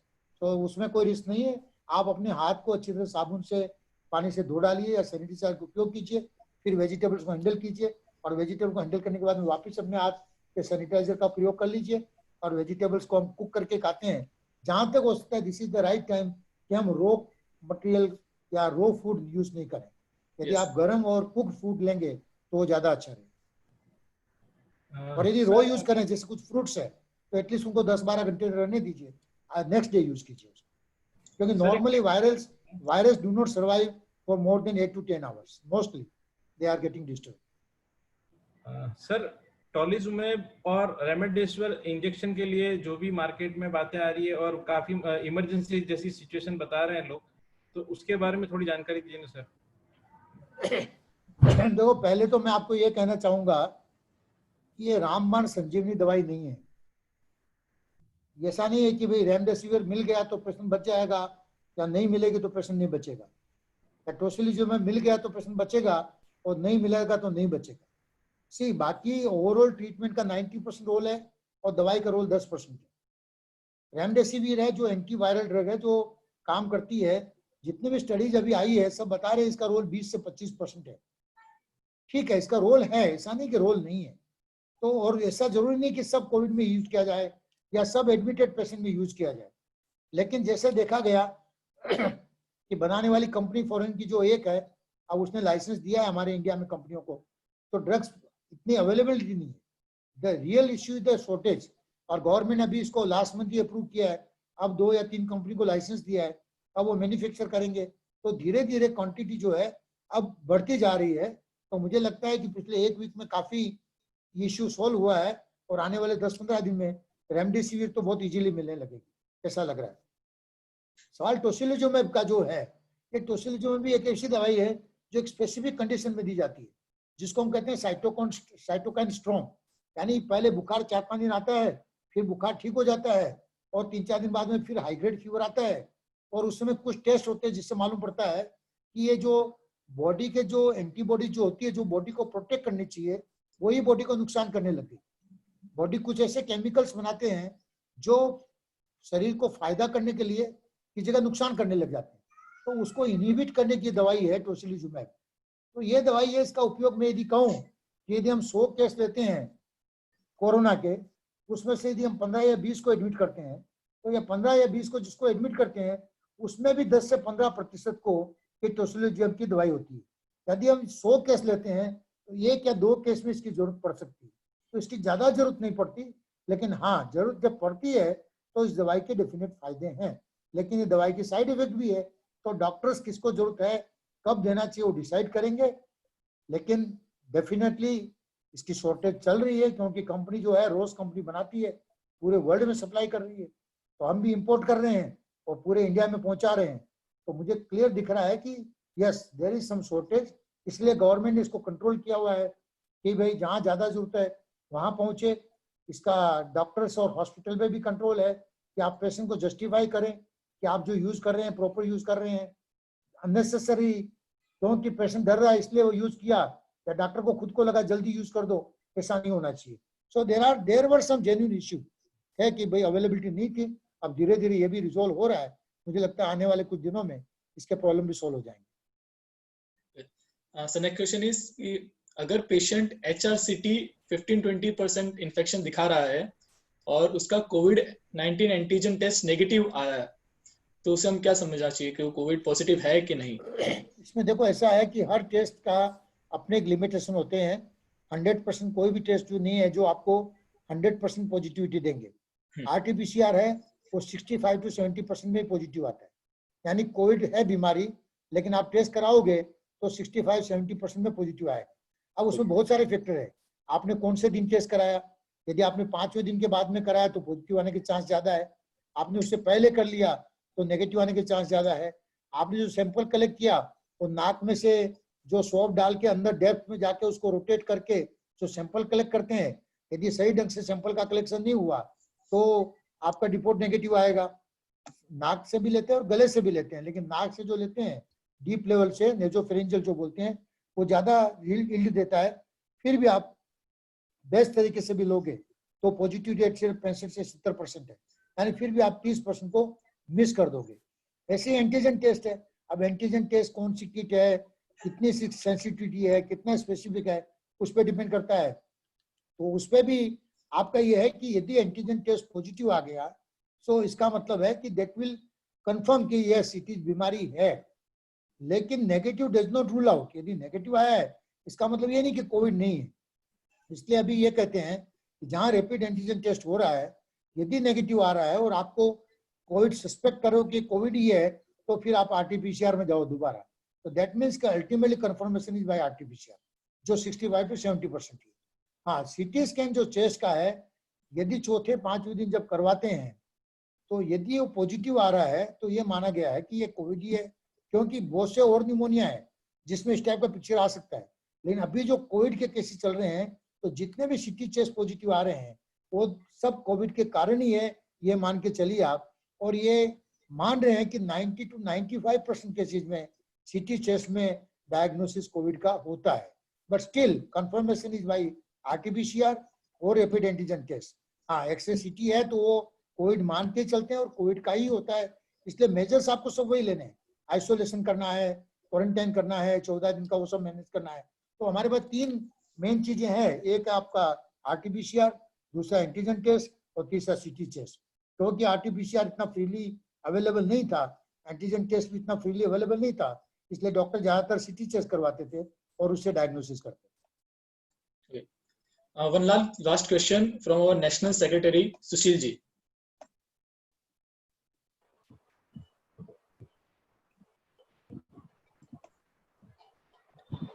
Sushil ji. जय जिनेंद्र। सुशील जी साहब, जय जिनेंद्र। हाँ, जय जिनेंद्र साहब। आज टीपीएफ सूरत को मैं बधाई देता हूँ, इतना अच्छा इंफॉर्मेटिव सेशन। और आज के 2 महीने पहले डॉक्टर्स जिस अनुभव को शेयर करते थे और आज जो शेयर किया है उसमें भी काफी अंतर आ गया है। और निश्चित रूप से डॉक्टर साहब ने जो चर्चा की है उससे जितने पार्टिसिपेंट्स हैं सबका उत्साह भी बढ़ेगा, मनोबल भी बढ़ेगा। और हमारे आचार्य श्री महाश्रमण जी तो हमेशा फरमाते हैं कि हमें अभय की साधना करनी है और अनुशासन हमारे तेरापंथियों में विशेष बल दिया जाता है। तो मेडिकल प्रोटोकॉल्स को फॉलो करना, नियम को फॉलो करना, ये हमारे उस अनुशासन का ही एक अंग है। बहुत अच्छा सेशन रहा। डॉक्टर साहब, एक प्रश्न है जो इन दिनों चर्चा हो रही है कि हमारे लंग्स का पीछे का पोर्शन, बैक पोर्शन, वो ज्यादातर इनएक्टिव रहता है। उसको एक्टिव करने के लिए पेट के बल पर सोना, इसकी एडवाइस कई योगी सजेस्ट करते हैं। तो इस फेफड़े के पीछे के पोर्शन का क्या रोल है, उसको हम कैसे एक्टिव कर सकते हैं, इसमें इस बारे में कुछ स्पष्टीकरण दें। देखिए, ऐसा है कि ये बात सही है कि जो उदर पटल जो कहते हैं हम, जिसको डायाफ्राम कहते हैं, और डायाफ्राम के ऊपर का जो लंग्स का पोर्शन है जिसको हम कहते हैं डिपेंडेंट पार्ट, जो एकदम डेप्थ में जाके है, जो नीचे का जो पोर्शन है लंग्स का, ये लंग्स का पोर्शन जो है वो पूरा एरेटेड नहीं होता है। हमको जो जितना ऑक्सीजन चाहिए, अब आप देखिए नेचुरल कोर्स में हम बात कर रहे हैं, काम कर रहे हैं, एक्टिविटी कर रहे हैं, और हम जो सांस ले रहे हैं वो सांस इनफ है हमारे सर्वाइवल के लिए। तो उसमें हमारे जो लंग्स का अपर पोर्शन और मिडिल पोर्शन, ये हमारा ज्यादा ऑक्सीजन लेता है या ज्यादा गैस एक्सचेंज होती है। जो नीचे का डिपेंडेंट पोर्शन है वो भी फूलता तो है, लेकिन जैसे डायफ्राम नीचे जाता है तो थोड़ा सा फूल जाता है, वापिस डायफ्राम ऊपर आता है तो वो खाली होता है। लेकिन वहां पे जितना एरेशन होना चाहिए नॉर्मल कोर्स में उसकी जरूरत नहीं है, इसलिए होता नहीं। लेकिन यदि हम उल्टे लेटते हैं पेट के बल, तो ये जो नीचे वाला जो लंग्स का पोर्शन है वो ऊपर आ जाता है। यानी वो जैसे हम लंग्स ऐसे आप उल्टे लेट जाओगे तो नीचे वाला पोर्शन जो ऊपर रहेगा, तो जब हमारी सांस अंदर जाएगी तो जो डिपेंडेंट लंग है वो ज्यादा फूलेगा। नॉर्मल और नेचुरल कोर्स में ये करने की जरूरत नहीं है, क्योंकि it doesn't make any difference. देखिए, डॉक्टर से कुछ क्वेश्चन कर सकते हैं क्या? लेकिन ऐसा है कि एक बात चली है कि भाई आप डिपेंडेंट पेट के बल सो जाएंगे तो आपके लंग्स फेफड़े खुल जाएंगे और आपको ज्यादा ऑक्सीजन मिल जाएगी, तो आपको फायदा होगा। नॉर्मल लंग्स में इसका कोई उपाय नहीं है। हाँ, यदि बीमारी है, यदि बुखार आ गया, बीमारी आ गई, कोविड हो गया, तो जिसको ऑलरेडी निमोनिया डेवलप हो रहा है, यदि वो उल्टे होके लेटेंगे तो उनके पूरे लंग्स में ऑक्सीजन अच्छी तरह से मिक्स होगा, तो उनको जो सिम्टम्स आ रहे हैं वो इतने जल्दी नहीं आएंगे, ताकि आपके लंग्स जो है वो पूरे के पूरे एरेटेड होते हैं, जिसको हम कहते हैं प्रोन पोजीशन में लेटना। इसीलिए कहते हैं ना कि प्राणायाम करो। यदि हम प्राणायाम रोज के 15 या 20 मिनट करते हैं तो हम लंग के उस फेफड़े का वो पोर्शन हम फुलाते हैं। जैसे जो भी प्राणायाम करेंगे तो डीप ब्रीथिंग आप करेंगे तो आप ज्यादा गैस को अंदर ले रहे हो और ज्यादा गैस को निकाल रहे हो, तो लंग का ऐसा जो डिपेंडेंट पोर्शन है जो नॉर्मली आपका नहीं फूल रहा है वो फूलने लगता है। तो ऐसा नहीं है कि हमें रोज सोने की, उल्टे सोने की आदत डाल दो, क्योंकि ये डिपेंड करता है कि सबका अपना अपना पोस्चर होता है, कैसे उसको सोना अच्छा लगता है। डेफिनेटली यदि आप करवट बदल के सोते हो या उल्टे होके सोते हो तो लंग्स का जो डिपेंडेंट पोर्शन है वहां पे गैस का एक्सचेंज अच्छा होता है, लेकिन नॉर्मल केस में कोई तकलीफ नहीं होती। हाँ, जिसको ऑलरेडी बीमारी आ गई है, जिसको ऑलरेडी निमोनिया है, उसको यदि आप प्रोन सोने का कहोगे तो डेफिनेटली उसको फायदा होगा। जिसको माइल्ड सिम्टम है वो यदि उल्टा पेट के बल सोएगा तो उसके लंग्स को ज्यादा गैस मिलेगी, ज्यादा ऑक्सीजन मिलेगा, उसको फायदा होगा। और इसीलिए जो क्रिटिकल पेशेंट होते हैं, जैसे मैंने आगे कहा, जिनको वेंटिलेटर करने की जरूरत पड़ती है, जिनके लंग्स बहुत ज्यादा खराब हो गए हैं 70% या ऊपर, उनको प्रोन पोजिशनिंग करके हम वेंटिलेट करते हैं। यानी उनको जो नीचे जो कफ इकट्ठा हो जाता है या लंग्स के जो लास्ट में जो एल्वियोलाई होती है, जहाँ पे जाके गैस एक्सचेंज होती है, वो पूरा नहीं हो पाता है। तो इसको जो उल्टा लेटाने से क्या होता है, जो डिपेंडेंट पार्ट जो है वहां पे कफ और जो इकट्ठा हो रहा है वो नहीं होता है और लंग्स खुलने लग जाता है। तो हम प्रोन पोजीशन में फिर उसका वेंटिलेशन करते हैं। लेकिन रूटीनली प्रोन पे सोना, ये I don't think we should advise के भी आप उल्टा सोना शुरू कर दो तो आपको फायदा रहेगा, ऐसा नहीं। Thank you so much, sir. बहुत ही ज्यादा इंफॉर्मेटिव और इंटरैक्टिव सेशन रहा ये। हम ऑलरेडी 45 मिनट्स एक्सटेंड कर चुके हैं जो हमारा टाइम था। So last I would like to call Dharmendra ji Sethia for vote of thanks. धन्यवाद अखिल। मेरी आवाज आ रही है? हाँ धर्मेंद्र, आ रही है। धन्यवाद अखिल। परम श्रद्धेय आचार्य श्री महासमण जी के चरणों में सशत वंदन। सूरत में विराजित चारित्रिक आत्माओं के चरणों में सशत वंदन।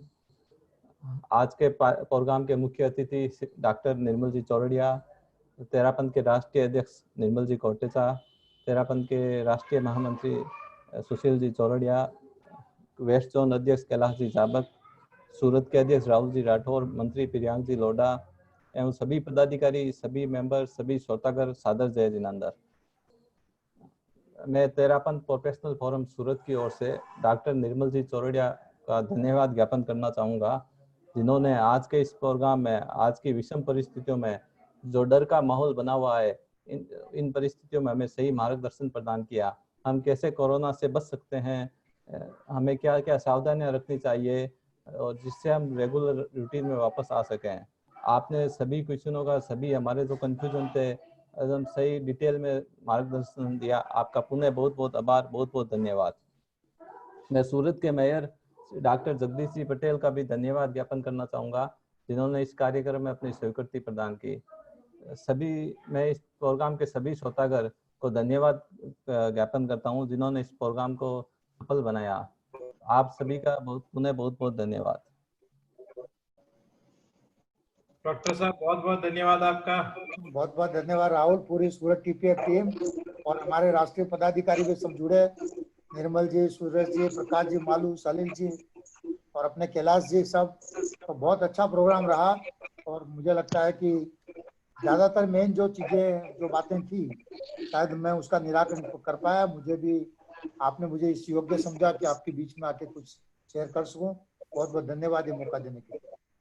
Thank you very much. Sir बहुत अच्छा सेशन रहा, बहुत इंफॉर्मेटिव।